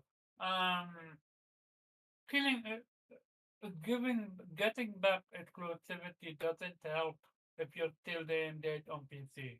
Let's give it a buck. And Xbox is not gonna kill their day and date on PC. Otherwise, they would lose more than half of their uh, player base. Yeah, they're definitely not doing that. So, and Xbox people, Xbox fanboys are literally thinking with their feeling about Xbox going putting their games on PlayStation. Like, you literally are the people that created this. They literally celebrated this. Start console war is over, and Xbox One, and Xbox creating a new system and get in with the model, and now all of a sudden give us exclusive back. So it's interesting to see Xbox leadership where they're heading with what we've been saying for years. And we are not even part of the industry, which is what makes things so much laughable. Um, do I think uh, Shar- Sharma have what it takes to get it done? Um, I yeah, it's gonna be a wait and see with this one. Uh, in order to do that, she needs to to make radical changes. But is she willing to do that? Only time will tell. I think what we call it, that Tokyo event is gonna be do and die for them. If if she unveils any new plan, which not Yeah, gonna lie, if. it's fucking with my brain a little bit. Why the fuck? I know one of you mentioned it, but legit though, why the fuck would you go to Tokyo to unveil a new plan when you can literally do it in Well, state? well, to be fair, it's a tour, so Tokyo is not the first place. It's she's just Oh, okay. yeah. Yeah, So they're I still doing don't Fan see Fest them. in the same place that they've always done it in California. That's like the first major one, but then they Then I see announced a them tour. mentioning something at FanFest then. Yeah, what we were saying is like what exactly are you celebrating? because FanFest is supposed to celebrate like what Xbox is doing right, and right now they're not necessarily, Xbox specifically hasn't really done anything that would be like showing up to this event and celebrating, um, is really the question.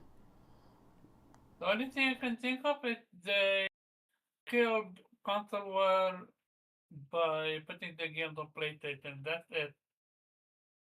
That's Yeah, the only thing that I can think about the celebrating. I mean they've said that, but like I've joked about it, with me and Morgan being in party chat, that the only thing that's going to satisfy some of these people is Asha stepping on stage like Erica Kirk with pyrotechnics, walking out and RKOing a PlayStation and telling them that their Oh games will God. never go on a PlayStation ever again. And they will cheer and they will go crazy and they would lose their mind. She literally doesn't have to do any of this stuff that's mentioned in this memo. None of that stuff has to happen. All you got to do is walk out on stage and do that, based on everything that they're telling us right now. Again, like I said, including the kind of funny excerpt that I saw where they were talking about a return to exclusives, because they're literally only talking about returning exclusively to Xbox on a console premise, um, because they're still coming to PC. So, I, Yeah, look what he's focusing on. Paris. He wants to return to exclusive. He wants to kill. He wants to remove day and date, but he doesn't want to stop, or rather, stopping day and date on PC. well, yeah, no, because Yet again, because he's going to play their titles there, and that exactly, they all is, moved to PC. yeah. And they wanted PlayStation to follow that model, and we've been telling them that model is not going to result in anything good. And all it did what we told them it's going to do, which is, I feel like this could be the end of Xbox when it comes to decision making. I mean, If it Sharma resulted in doesn't great get it, things for me. It resulted in me not needing an Xbox. I appreciate that. if Sharma doesn't, what you call it, fix it, I think it's over for them. Yeah, potentially. Uh, And she's saying 50% is too much. Like, do I need to remind them that they wanted to do what? Uh, give a price hike? What? The the console was gonna the PlayStation, the Xbox Online was gonna cost what? If I remember correctly, around 120 or something. It was an insane amount that they wanted to bump up, but they got so much fucking backlash. They're like, yeah, we're not doing that. So I think Xbox is out of touch with the reality, and I don't think Sharma is gonna be able to fix it because the second she removed Call of Duty from Game Pass is over. She's gonna have so much backlash. I don't think she's you think gonna so? okay. They're yelling for it in the streets. That's what they said. They said you can remove it as long as you Yeah, lower the price. them are one thing, but the casuals are another thing, eh? Yeah, So we will see. indeed. Yeah, that was a great show. I see our, a lot of people's resident favorite otter has joined us, Miss Morgan Kimes. Um, did you have anything that you wanted to add, ma'am?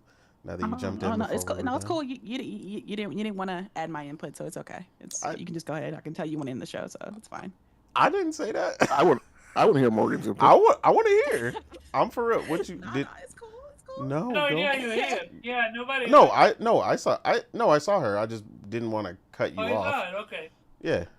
Um, I don't know if you were listening to the show or if you just wanted to comment on the No, last I topic. was.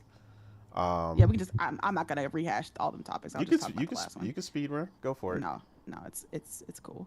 Um, Yeah, I've been telling you for a while now that I don't envy Asha's position. She was literally handed keys to a boat filled with holes in the middle of the ocean and then asked to get everybody safely back to shore. Like that's her job. And it's a very difficult one to say the least. She's in the invoice or whatever, that the memo that got leaked or whatever, she is pointing out a lot of the issues that we've been saying for a while now. That's at least been evident to really anyone with eyes when it comes to Xbox. Like the mere fact that, they don't really have any consistent tools and things like that. And, it's hard for them to know how to improve quickly. And the fact that, it's like basically chaos behind the scenes. And it's just like, again, back in 2020, right? With the start of the generation for both PlayStation and Xbox, a lot of us remember, the Xbox showcase, or like half remember it because it wasn't really that memorable. But what the main thing I took away from that is that, it was purely CGI the entire time, right? Mm-hmm. No real concepts for anything. And it's 2026 and half of this shit that they showed either didn't come out or hasn't come out yet or has been canceled, right?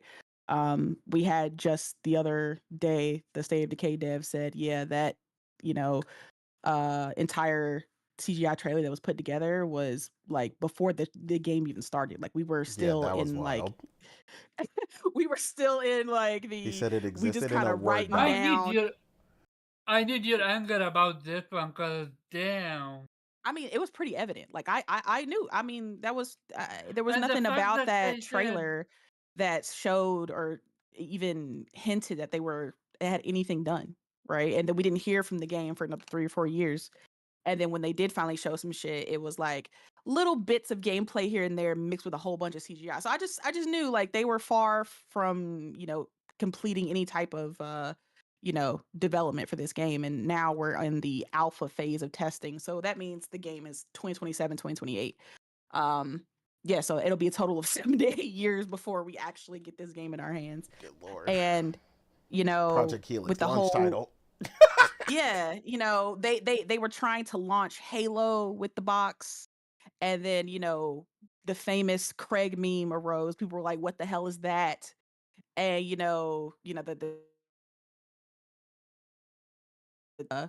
sorry, my mom called. She cut me off. All good. But Oh, there you go. sorry, my bad. Um, but yeah, the Craig meme came out. It was a huge disaster, and then Aaron Greenberg gonna come out and be like, "It's fine. We still have like 2 months, 3 months till the game comes out. There's plenty of time to fix it, right?" Because people were also complaining about the frame rate and how everything looked, right? And then literally a week after he decided to say that, then boom, Halo gets delayed, right?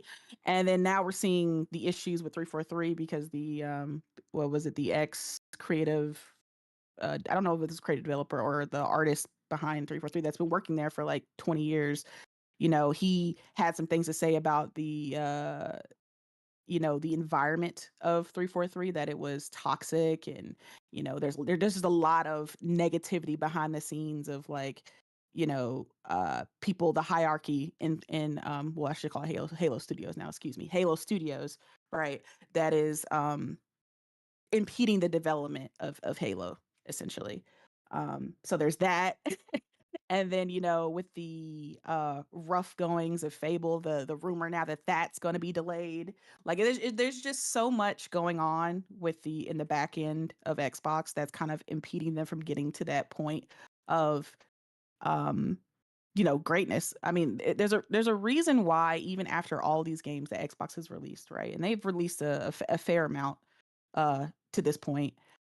There's a reason why it has not reached that quality bar that people are looking for, right? It's just kind of been, okay, average, good at some points, but nothing that has been generational, nothing that has been, you know, that game that kind of sticks with people, that game that kind of pushes past the zeitgeist. There's nothing that's been delivered by Xbox that has done that of late, and a lot of that has to do with the way that the teams operate, right? The way that it's just so dysfunctional behind the scenes. Because if you have a dysfunctional team, you're gonna have a dysfunctional product, one way or the other. So it's Agreed. just it's good to hear that she sees the problems. But the thing with Xbox is, as far as a company, Xbox is very good at pointing out their flaws, but they're not very good at like doing anything to implement and fix them. Phil was very good at pointing out, oh, we need to get games out quicker. We need to have better games. We need to do this. We need to do that. But then it's like, when it came to actually doing something about these issues, it was just like, well, are you going to do anything about that? Or are you just going to like, point out the fact that you have a bruise or whatever and not do anything to like heal it? Like, it's just, that's just kind of what Xbox is good. And the sad thing is that the fans eat that up. Right. They'll be like, see, they're paying attention to the issues. They know what the problem is. And it's just like, okay, that's great. But like I said, where is the willingness and the effort to actually fix the issue, right? And then Asha's coming in. She's doing a lot of stuff, right? Implementing a lot of policy changes, and she got rid of the "This is an Xbox" ad, and everybody was happy about that. She's updating the achievement system. Now she's doing this worldwide, fucking parasocial tour for the Xbox fan base, and it's just I was telling Nate this, like, I feel like all of this is just little like distractions for the fan base, right? Nothing major is really being done, right? It's just like little stuff that you can get done in a quick amount of time. Like it's a lot of a lot of this shit reminds me of politics, right? When the first 100 days of a presidency, right? And they'll do little bitty things to kind of gain favor from the people, but then when Mm-hmm. it's like the real shit that people actually want done, like, hey, what you gonna do about the taxes? What are you gonna do about this and that? They all of a sudden they got the blank stare, like, what do you mean? But I just fixed that road the other day that y'all were talking about. Like, are y'all not happy? Well, that's cool, but I put you in here because I wanted this done, right? And it's just, when it comes to something, and the real big thing on the table for Xbox fans right now is the exclusive question, right? And I, I'm of two minds when it comes to Xbox exclusives, right? I, for one, want Xbox to have exclusives because I have always said that exclusives are great for competition. They're great for innovation. They're great for the platform, and it's not just, I believe that just for PlayStation. I believe that's good for every platform holder. Um, Mm-hmm. and I think, again, it'll incentivize, if they have quality games releasing that are exclusive to the Xbox platform, that it will be good competition, um, against PlayStation and Nintendo, right? Competition is king. But at the same time, you know, the mere fact that even if it's not on PlayStation, there's like 78 different ways to access Xbox games, right? And it's not just on the console, and it's not just on PC. Like, I'm literally playing Replace, the game that's exclusive to Xbox and PC right now, through GeForce Now, the cloud, right? You can play it through the cloud on and it's like streaming on a 480 or whatever. So I'm playing it at like 4K 120. And then you can like, so there's xCloud, there's, you play it on the phone, TV, mobile app, whatever, right? There's just so many different ways to access Xbox games that there's 6 different bridges to enter the fort. So why do you think they're going to pick the one that's the most expensive, right? Well, at least the second most expensive with the console, right? There's too Mm-hmm. many easy ways into the castle, and it's just, I don't think there's enough incentives about the box itself, because that's what a lot of Xbox fans try to sell people on, like the features. Oh, it's the features that are great, right? Quick You mean resume. Quick Oh, Resume you can hasn't do changed your life? quick resume, bro. It changes your life, right? And it's just like they try to sell you on the features, quick resume, Game Pass, this, that, and I'm just like, if those features were that special, Xbox wouldn't be in the place that they're in right now, right? Like, if Game Pass was that great, right, it wouldn't be in the place that it is right now. I mean, I've had to tell people about Game Pass because I have some friends that have Xboxes, and I'm like, oh, okay, are you subscribed to Game Pass? And they look at me like I'm crazy, and they ask me, what is that? And I'm like, bro, you have an Xbox. You don't know what Game Pass is?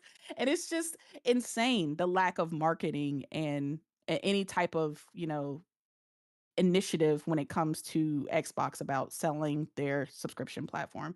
So it's you know, again, when it comes to exclusives, I don't know if that will help Xbox. Um, Um, you know, they can cut off PlayStation if they want to, but they're about to go into a generation where they're going to have even less people on their platform. They internally have already estimated, Xbox's own estimate, that they're only going to be selling about 10 to 15 million of these Project Helix boxes. So you're going to have like less than half of this current generation, and then PC, and then those are the two, you know, main platforms that you're just going to be selling games to, right? And a lot of PC players have PC Game Pass, which is cheaper than you know, Game Pass Ultimate and all Ultimate. that. So it's just like you're selling to two bases that have an option to not buy your games. Which was the reason you went to PlayStation in the first place, is because the bases that you were, you know, currently selling to were not meeting, you know, expectations, right? Again, people can argue all they want, but I'm telling you right now, Game Pass is not sustainable. Okay, the fact that we're fluctuating this much and then we're having this back and forth about it, and oh man, they shouldn't have put COD there. Oh man, they should have done this and that. Oh wait, it went up 50% and we made it $30 now. Like it like the amount of just, you know, back and forth and experimenting that Xbox goes through lets me know that the current model is just not it. And I don't see the current tier of Ultimate going down. And what I mean by that, I see some people saying that they're going to lower the price of Game Pass Ultimate, and I'm just like, I don't know if they're going to do that. I think they're going to make more tiers that are lower price, right? I think they're going to do like a, you know, the rumor of the only first party games tier. I think they're going to do that, and maybe that'll be a, you know, $25 or something, and then maybe a tier with ads, or, you know, they're gonna add like, you know, 78 more tiers to this thing, and then Ultimate will just be that thing that you pay for the $30 if you want everything, right? They may take Call of Duty out of it. I don't know, because Call of Duty's whole financial structure is built around people buying the game, right? People paying every year that $80 to $120 for the game, and then purchasing microtransactions in the game. But the fact that people are getting it quote unquote free in Game Pass, usually when people get games that way, they feel less incentivized to buy microtransaction. It's like, well, I'm already not paying for anything, so let me just play the game. You know, I'm not trying to get into the, you know, the store. I'm not trying to buy skins and stuff like that. I'm experiencing it. You know, I wasn't really a big COD fan, but it's in the subscription that I already own. So, you know, I might as well try it out. I'm not gonna pay any money, but you know, I'm gonna play the game, and that's not what COD wants. They want people in there that are gonna be paying for things, right? Buying these microtransactions, getting these skins, getting the Vault Bucks or whatever they're called now, all that shit. That's what they want. So I can absolutely see COD going out. I mean, I was surprised that they even put it in Game Pass, to be honest, because I was just like, that's a big game. That cost them billions of dollars. And it does nothing but degrade it both Game didn't Pass. move the needle, eh? Yeah, I knew it wasn't going to, because COD players really only play COD. So why the hell would they pay $360 a year to play a game that, you know, they just, you know, that's the one of maybe the 2 or 3 games that they play that year. The rest of them are probably free to play. So why would you pay for a subscription for something, you know, and pay 3 times the price? So I think all it really did was get people who hadn't really played COD in a while to kind of try it again.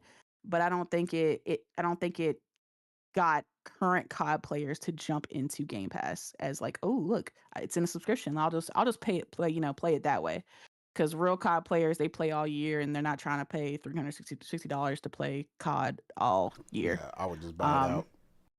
yeah, you just buy it out and it's cheaper that way. Um, but yeah, like I said, she's got an uphill battle.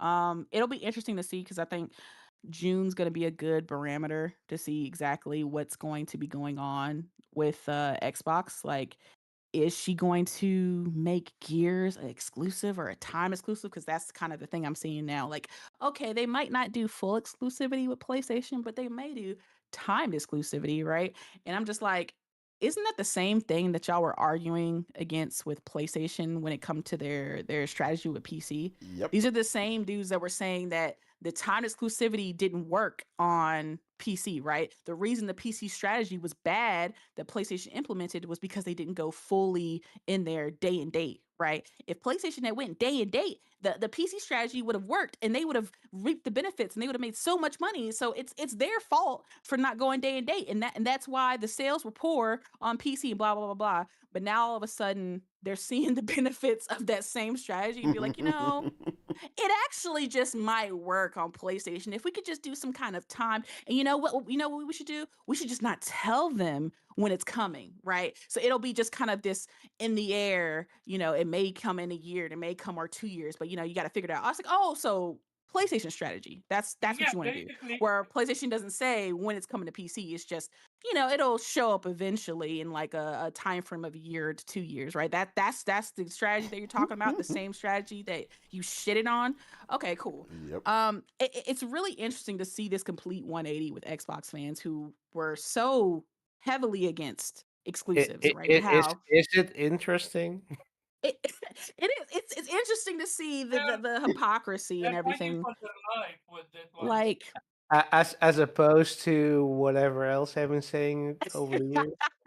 right? And they swear that it's never about copying whoever's in charge, but it's weird that once the person who was championing multi-platform left, and now there's a possibility because Asha is now talking about exclusivity and discussing it with the Xbox team. Now all of a sudden we're free to have opinions and positive opinions on exclusivity and how it may benefit the platform and how it this is healthy for the brand all of a sudden, even though like 6 months ago you were telling people that exclusivity is bad for the industry and bad for creativity and bad for devs, but now all of a sudden it's actually great. We need it for competition. We need it for a healthy platform. Okay, so the things that we have been telling you that why exclusivity is good, now you can rationally see.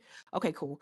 But if you call them out on that, then all of a sudden your opinions change as ideas grow, and okay, your opinions seem to change with the change of leadership, but fine. But again, I am happy to see she's calling shit out. I mean, I feel like a lot of this stuff though, like, and I want to be wrong about this. I don't know the Mhm. woman, and this isn't about her on a personal level, but I just feel like a lot of the things and leaks and things we're seeing and the changes we're seeing are like all PR stunts. I just feel like this is all like positive PR about Asha. Like, let's just kind of leak that she's talking about things that all Xbox fans have been pointing out and the industry's been pointing out about Xbox. Ooh, let's get her to do FanFest. That's something that Xbox fans have been asking for. Ooh, let's get her to revamp achievements. Xbox fans have been asking for something new with the achievement system. Let's get him to do that. Let's get rid of this is an Xbox ad because Xbox fans have just hated that. And so we should make her the face of getting rid of that, right? She is The the face of change within Xbox, right? I mhm. just feel like because she's just coming into Xbox, like, in these past few months. So it's like, does she really know about all these issues that Xbox fans have been dealing with for years? Like, is she really in tune with the streets like that, or is this something that's being fed to her? And it's just like, this is the PR that we're gonna wrap around you, Asha. Okay, Oh we yeah, wanna we there's a want to team. build you a brand around positivity and change. So these are the things that the bullet points that we need you to always hit. Okay, we're gonna leak a little stuff about some stuff you're doing. It's a leak, so it didn't you didn't just post this. This was just, oh man, It's a leak. we just happened to get this email, and we just happened to get our hands on this email, and it just sounds so amazing. Like, I just feel like a lot of this shit is just PR stunts of trying to make Asha and and in turn Xbox look like it's coming into a more positive light. Like, look, it's coming out the ashes, and rising from it is Asha the Phoenix that is going to, change Xbox for the better. And it's like, I don't want to be negative about Xbox 'cause I want a happy, healthy, and thriving Xbox is great for gaming overall. And so I Agreed. don't want the shit to be like, oh man, this shit's gonna crash and burn. Like, I'm not cheering for that. Like, I want this to happen. But again, I'm seeing a lot of the same strategies that Phil and Sarah were doing in the early days of their Xbox tenure, where they were very close with the Xbox fan base, talking to them on Twitter, trying to get into their good graces. She had the fucking header with literally all the Xbox fanboys' names on her banner on Twitter. I was just like, oh They actually, I my don't know if you God. saw that, they actually made an Yeah. Xbox out of that, by the way. Like there's an I Xbox believe it. with all their names all over it like that. I'm not surprised about that. And I'm just like, so Phil just handed you his little black book of all the Xbox fanboys' names and said, here, you're gonna need this. This is all the people you need to wrap your, you need to get wrapped around your finger. This is them. Okay, here's my black book. Memorize their names, hold them dear. Okay, you're gonna need them because they're gonna echo everything you say. So make sure you get them on your good side. It's Mhm. just like it just seems so fake. All this shit seems so fake. But at the end of the day, you know, actions matter the most. Agreed. So she can say whatever she wants. It's just going to be down to what she does about these issues. I'm glad she's pointing them out.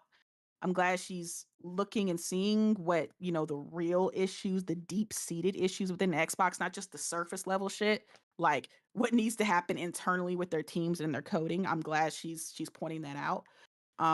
It's just all a matter of how exactly is she going to turn that around? Does she have a plan implemented or, ready to go to fix this?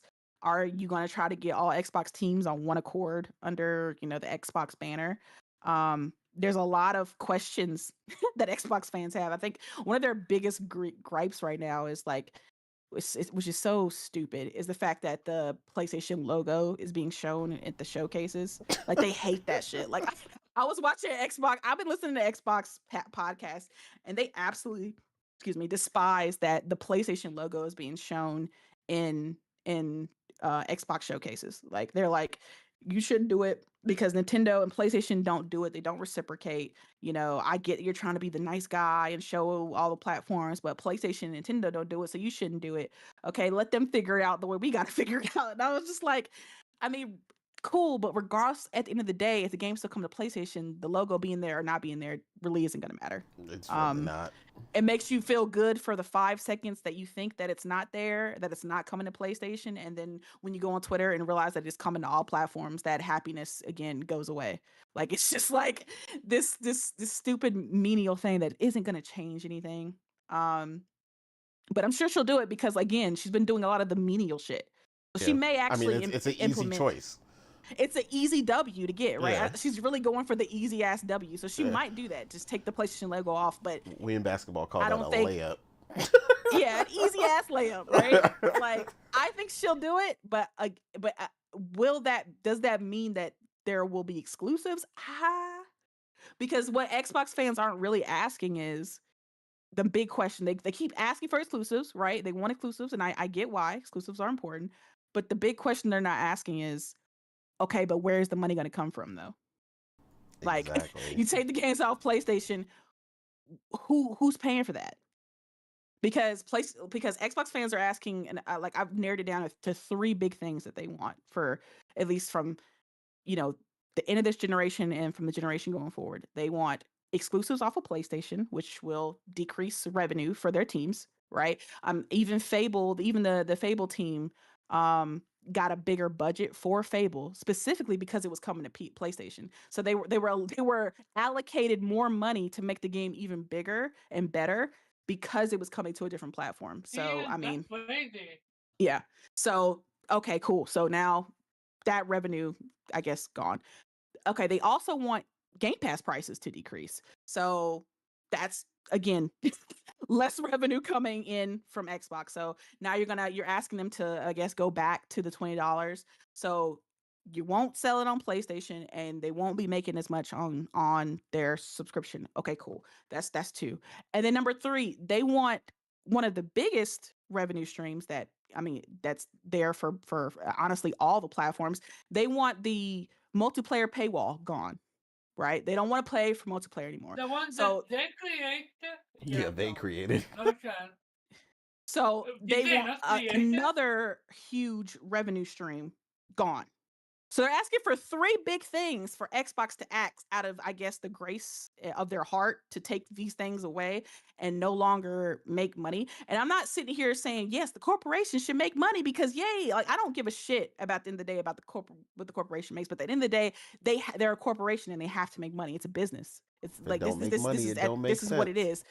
If it doesn't make money, it doesn't make sense. Okay. And when corporations, especially gaming corporations, start making less money, we see the the repercussions for that shit, right? We see games getting axed, layoffs, galore. We see studios getting closed, and I don't think y'all want any of those things because those aren't fun. When they announced that Perfect Dark was done, I about threw my fucking piece. Like I was just I was so pissed off. I threw my damn Mac almost. Like I was like, because I was looking forward to fucking Perfect Dark. Yeah, I was so same. happy that we were This was, getting and a we got it remake. Oh canceled man, right after they like a showed it to reboot us. of Perfect Dark was right there, and I'm just like, then Xbox was just like, nah, you know what? Never mind. And I was just like, okay, cool, whatever. But it's like this is what the future holds if Xbox continues to make less money. So like those are the 3 big things that they're asking to be done for Xbox. And I'm just like, okay, cool. Let's say they took all 3 of those out, right? All 3 of those things are implemented within Xbox. Where the hell is the money coming from? Like, who is Okay, paying here's for what this shit? they believe, and this is like my conversation with Xbox people. They believe Microsoft is gonna fund them no Microsoft matter ain't footing what. shit. Microsoft has made it very clear that they're not footing the bill anymore, right? We can see that with the increased price of the consoles, the increased price of subscription, the mere fact that Helix is probably going to be at least $1,200, $1,300, and they specifically said this is going to be a premium device, and they're not subsidizing shit anymore. They're done doing that. Okay, they started out doing it this generation. They've done it the past generations, and they're just not getting that money back because unlike Xbox unlike PlayStation, Xbox doesn't make money on their hardware, right? PlayStation by like the second year was making money off of PS5s. Like after like year 2, they started making like $50 on each PS5. It was starting to get profit. Like Xbox, they were losing money. For every Xbox they sold, they were losing fucking money. Like, and they're done doing that. They're not gonna do that shit Yeah, they said they anymore. were done with So that. again, I was like, how do y'all think these companies stay trillion-dollar companies? They're not sitting here trying to give people breaks and like, you know what? We'll foot the bill for you guys because we love Xbox. They're not doing none of that shit. All right. They not So listening to them again, investors meetings. and I've even seen a lot of Xbox fans ask that, hey, if it comes down to uh you exclusives being off PlayStation, but you have to get rid of Game Pass, right? We can make your games exclusive to PlayStation, but Game Pass has got to get axed. Like You know I've seen Xbox fans where the majority were like, "Yes, kill Game Pass." I about died. I was like, what? "Yo." They were I need to see that. I need yeah, to see that one. it's been on multiple shows where they Yeah, asked I've that. And seen it. they've been willing to just let Game Pass fucking die. They were just You like, know what "Kill it, the choke funny it, thing shoot about it." all of this? What? They have such hatred for PlayStation. They don't even focus on the actual issue with the day and date of PC.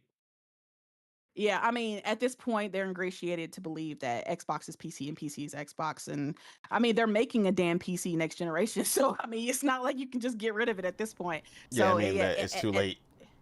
it's too late. They've already fully committed. That's, that is their bride to be. So, there's nothing they can do at this point when it comes to Yeah, PC. like you said, they're married at this point. Yeah, they're fully committed to PC. And most of the content creators, Xbox content creators, are all on PC now. They're not even playing on Xbox anymore. And the mere fact that it's so easy to, move your library from Xbox to PC is one of the main reasons why people have moved to PC. And it's also one of the main reasons PlayStation said, "Fuck this, we're not committing day and date." Because if you give people access to be like, you could just move your entire PlayStation library to PC, people will do it. Yeah, they Absolutely. They'll absolutely be like, will. "Oh shit. I'll just get a PC, play PlayStation games, Xbox games, PC games. I'll play all the games, and I'll even play, Nintendo games, not legally, but I'll play all these games on my one platform." You give people the ability to do it, they'll do it.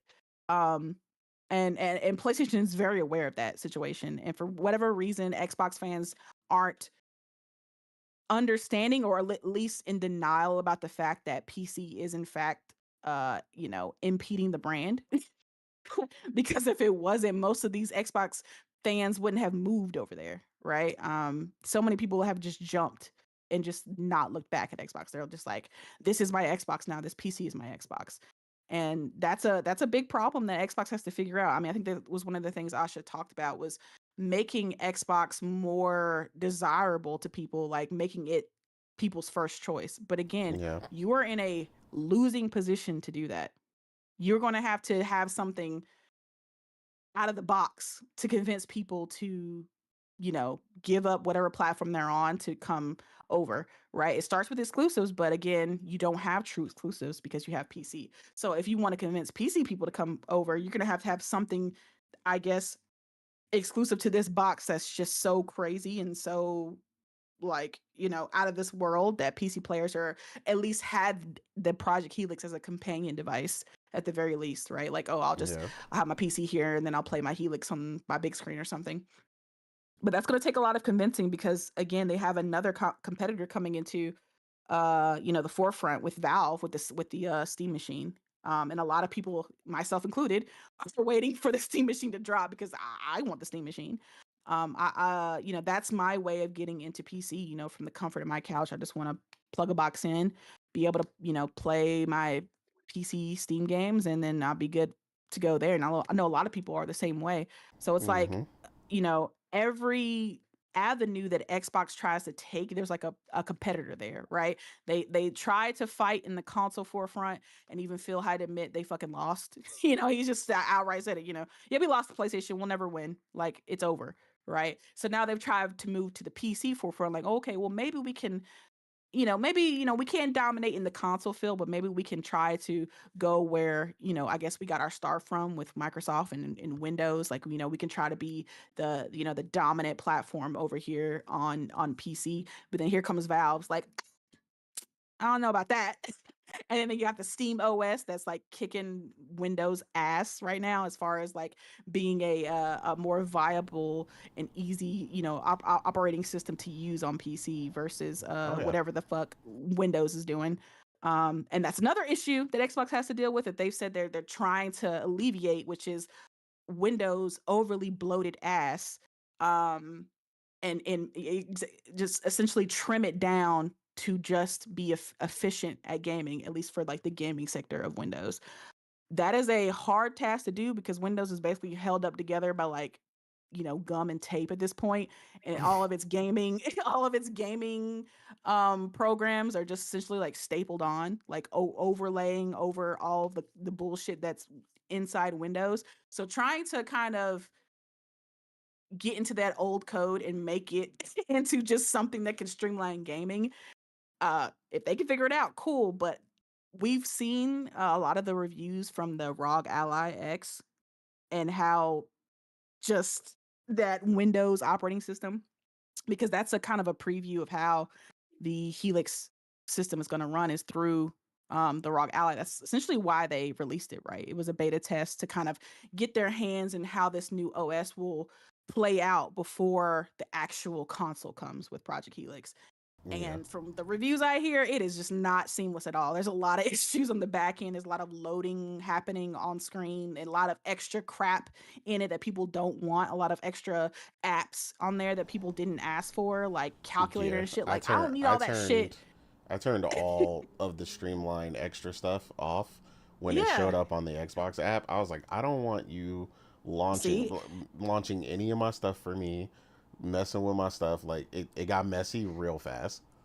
Yeah, and that's a big problem. And you're well equipped to handle that, because you know your way around it. But if you're trying to get casuals on board with this, they're gonna be like, what the fuck is this? Why is this shit popping up on my I would be console? Like, thrilled. I don't want any of this. I just want it for gaming. I'm not trying to fucking I'm not trying to be on Teams on this shit. Like, I'm not trying to do work on it. I just want to game on this. And it's just Xbox has again an uphill battle when it comes to this, because the OS is going to be their biggest problem, trying to tame that fucking bull that is Windows. So, again, another uphill battle for Asha. She's got so many different. I told you she's got so many different holes in this boat that she's got to tape over and try to get to land on this shit. And it's just like I just know that's why I feel so fucking happy. He handed the keys over so quick. He's like, "Here, take this shit. I'm I'm done. telling You you, can I have ain't it. seen You can that have man it." smile more in my life. That man was every time I see him on an interview now, where he's got the name badge where he says it's his name badge says Asha's assistant on it. He is just cheesing. He's like, bro, I am so fucking done with this shit. Like, I'm so happy. I don't have to hear people yelling, screaming, crying at me, calling me names because they don't like this or that, or asking me, begging me, pleading to do that, or stressing me out about this. And, oh, when this game coming and blah, blah, blah. I'd be happy too. I'd be like, yeah, fuck this shit. Let me hurry up and get Asha acclimated to this team. And then I'm enjoying the hell out of my retirement. I'm out of here. I don't blame him. Phil said, "I'll be on But Xbox Live. See y'all later." man is just cheesing. Again, I've never seen him smile that hard, like in a while at least. Yeah. So I know he's feeling good about the fact that he doesn't have to deal with this shit anymore. And I think we're gonna see Asha start graying very quickly behind the helm of Xbox. We could tell how it took a toll on Phil, and I just hope it's not gonna be too stressful for her, physically and mentally. But She looks again, happy I'm right very now. excited. But it's Yeah, a new it's a it's new opportunity. yeah, it's because right now she's being praised. She's getting her Yeah. flowers. She's becoming like Xbox loves to say whenever like a woman comes into power on Xbox. One of the what is it? One of the The Valkyries. Queen Asha, we love you. Oh my gosh, she's such a bae. Like I've seen that so much, and I'm just like, oh, cause so what's gonna happen when the first time she does something y'all don't like? It's gonna be, oh man, that Exactly. fucking bitch. You know.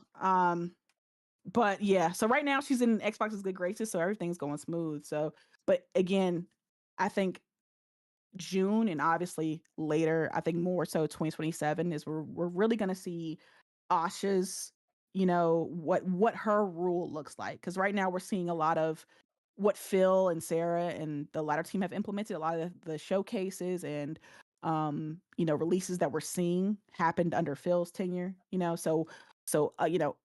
We won't really see what Asha's gonna do until like later in the year and beyond. So it'll be interesting to see if she actually can pull off exclusives. And I hope for her sake that if she does, it's not to the detriment of Xbox entirely. Because again, I don't know where the money will come from if they take everything. If they implement the three big things that I said that Xbox fans want, I really don't know where that money's going to come from. And if she commits to it, like I think it just be a downhill battle for Xbox to eventually, like we've said, just plummet into the earth. So we'll see. I want to be, I'm gonna be hopeful because I want the best for Xbox. I want them to thrive. Agreed. So Which by the way, we'll you guys should heard that. I need to clip that because I keep hearing from some of my Xbox guys that PlayStation fans want Xbox to go away and we want Xbox No. gone. No, So I want them to take games off PlayStation. Do it. Do it. Okay. I don't want to be in a world where Xbox doesn't exist and it's just PlayStation, because I already know that if there is this one big piece missing from the table, we have too many big entities in entertainment right now that are more than happy to get their little grubby hands on, try to get them into gaming, right? I'm looking Yeah. at Apple and fucking Google and Amazon. Like, I mean, I know they're kind of failing right now, but if they have Xbox out the way, maybe they'll be like, all right, we can kind of maybe work our way into this, maybe make some Yeah. hardware of our own and try to kind of finagle our way into people's hearts. Like, hey, you don't have an Xbox anymore, but what about this Apple box? Yeah, I don't want none You know, of them near. some kind of bullshit. And I don't want any of these non-creative ass motherfuckers, like suit executive couldn't tell me the difference between a fucking a damn Witcher and a solitaire game, fuckers in anywhere near gaming. So I need Xbox to just at least have a heartbeat in the gaming industry. But we'll see. At the end of the day, we'll see. It's on Xbox. That all you can do is hope for the best, and pray that they're going to release not just a lot of games, but quality games. That's what they need to do. quality releases is what's going to help Xbox thrive. So maybe, hopefully, this will be the year that starts, where they start pulling their weight as far as, getting those bangers out. But yeah, we'll see. So yeah. Yeah, no, I agree. It's we could hope all we want, but like you said, it's up to them. Um, I've definitely been like that 50 meme in the group chat I'm in with a bunch of Xbox guys, where they're just like, man, PlayStation fans caused this for Xbox, and I'm like, fuck me, why fuck me? Like I didn't do nothing. Like Wait, what were we supposed to cause? yeah, like that we're the reason Xbox is in the position they're in, and I'm like, okay. huh? I didn't do nothing. I was like, if anything, I'm supporting y'all. I got like the last $100 plus editions of all the Forza Listen, games. I buy Xbox games when they come over here. At least the ones that I'm interested in. I get South Midnight. You bought them on their Rush, platform. Pentiment. Like You 100% in Pentiment. I was like, yeah, I try my best to help out Xbox, at least when they deserve it, right? With Yeah, every yeah. game that I'm interested in. I'm not gonna just hand them money just cause, but when there's something on there that I feel is worthy and should be supported, I will do my best to do that. But Xbox fans, y'all gotta do it too, man. Y'all gotta pick up the slack. you y'all, gotta do y'all something. can't just rely on the kindness of PlayStation players to kind of pick up what y'all should be doing as well. So No. Fuck that kindness. I bought the Series X, and I Yeah, you say, did. oh, that's fuck right, Xbox. Weeb, you did buy a Fuck Series Xbox. X. Oh man, good times. Well, that was a great discussion. I'm glad you can make it in the end, because Yeah, I heard y'all talking about Xbox, and my Xbox senses started tingling. I was like, wait, hey, you we're discussing are Xbox? Huh? an Xbox ambassador. I am an ambassador. It's official. I got the badge. You do got the badge. They tried to get you removed from that. For people that don't know, that was a whole funny thing.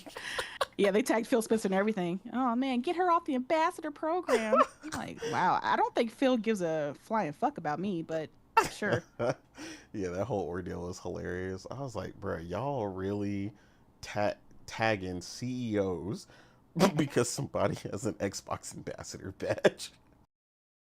Oh man, good times. But yeah, with that, like I said, we're gonna get ready to get up out of here. It was a great show. Thank you again for Logic coming through. Because honestly, man, this just turned into a much better show than I could have ever hoped for. We got tons of great insight. Had some really great conversations. So yeah, we're gonna go ahead and get ready to get up out of here. Logic, as Brap would say, if you want to be found, let the people know where they can find you, sir. I'm going to skip my plug because I'm not doing a lot of content right now. Like I said, I just got back. I'm trying to think through some things. I do want to add one other thing to pin the tail on things Morgan said. Mm-hmm. The other thing that I would add is, again, on top of all the things Sharma has talked about, and my emphasis that I've only heard her mention Great Games once in her initial email, and I've never heard her mention it again. The other thing that's starkly missing from this gap analysis email of hers is she never mentions the topic of governance. And that's one of the things that I solidly point to on PlayStation side. We've heard over the years that it is clear that they have a very formal, I don't call it rigid, but they have a formal process where you're working on a game, you come back at some periodicity. I don't know whether it's 6 months or 9 months, you have milestones where your game is being developed, your project lead, creative director, right, the studio head, whatever, have to come back in front of some board and talk through where the game is, where your budget is, and show the demo of the game. And that is a way that that PlayStation polices quality. And I see zero traceability of that discussion, right? And it's one of the things that Spencer mentions that was missing when he had to do the mea culpa tour for Redfall, because Xbox does not do that. And for some reason, it seems like Matt Booty doesn't do that. So I don't get it. Like at PlayStation, it is very clear that whether it's Herman or somebody very senior, right, that senior leadership puts eyes on games during the development process at some fixed point in time throughout the development process so that they have their hands on the reins in a sense of how a game is proceeding and whether or not it's hitting quality. and gives that team remediation or things that they need to fix. Yeah. That seems to not happen at Xbox. It seems to not be happening now. Like again, I won't make light of it, but I'll point to priorities. You talk about your yin yang about shared repos and version control and not using shared tools. I'll just say as a senior leader, I'll say who gives a shit?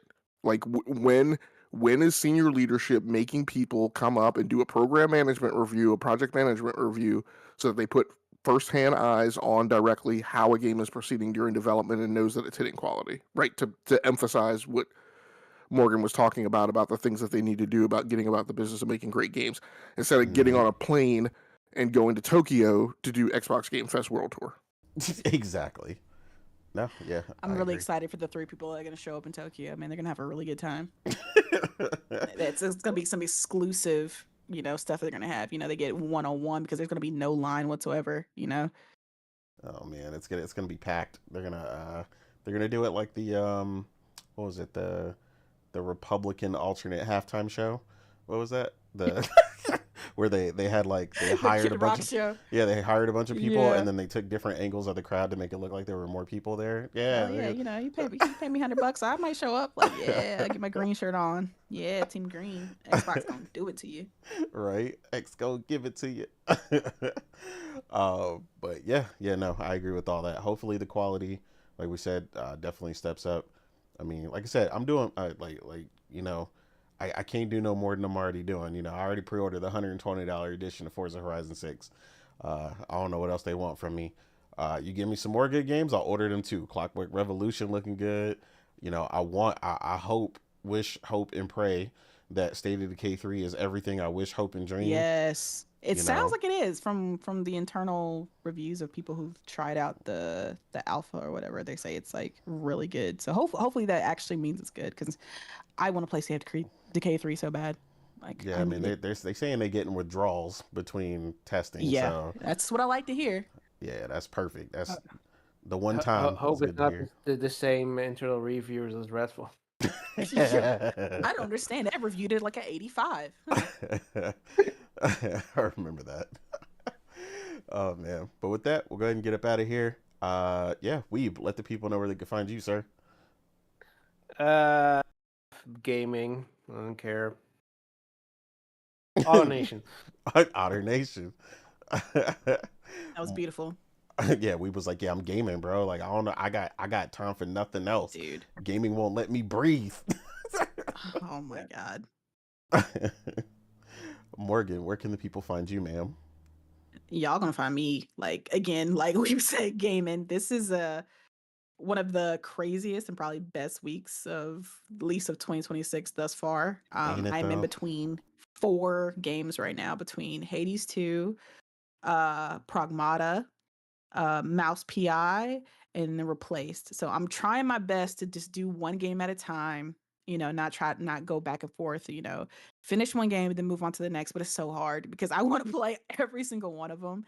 And from at least from the people's opinions that I care about, they're all great, which, I already knew that, because I can judge games for myself, unlike most people who need other people's opinions. But yeah, fantastic show from what I was listening to.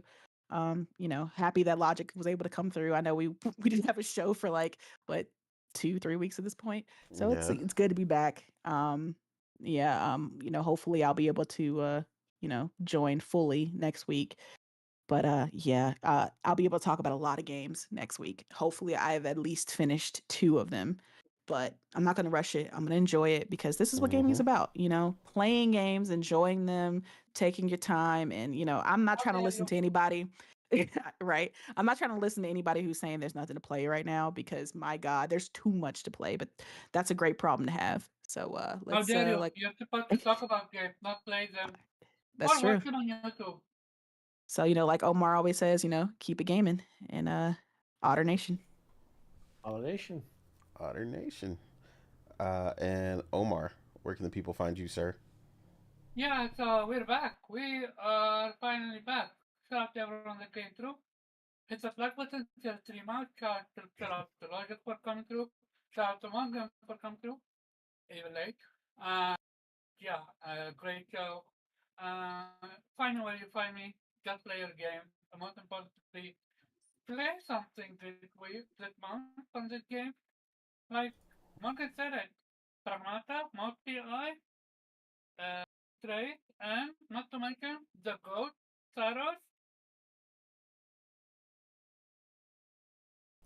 It's over. Play. Go play. Hit that button. Cool. And with that, I am your host, Innate, or known as the Real Innate, on Twitter and Blue Sky. And again, like the team said, I mean, you can find me gaming at any given moment. I have the opportunity to right now. Like I said, just so much amazing games to play. It just so happens that Replaced, it happens to be on the screen right now, which just makes me want to play it even more. Yes. That atmosphere is Oh my God, it's so good. so good. It's so good. Yeah. Also, Jeez. side shout out before I go. Like, really, really, and this is not to say. Obviously, shout out to everybody who makes games. We love you guys. It is hard. It is not easy. If it was easy, everybody would do it. But especially right now, because this is something I noticed recently when I was talking to Morgan when she was playing this.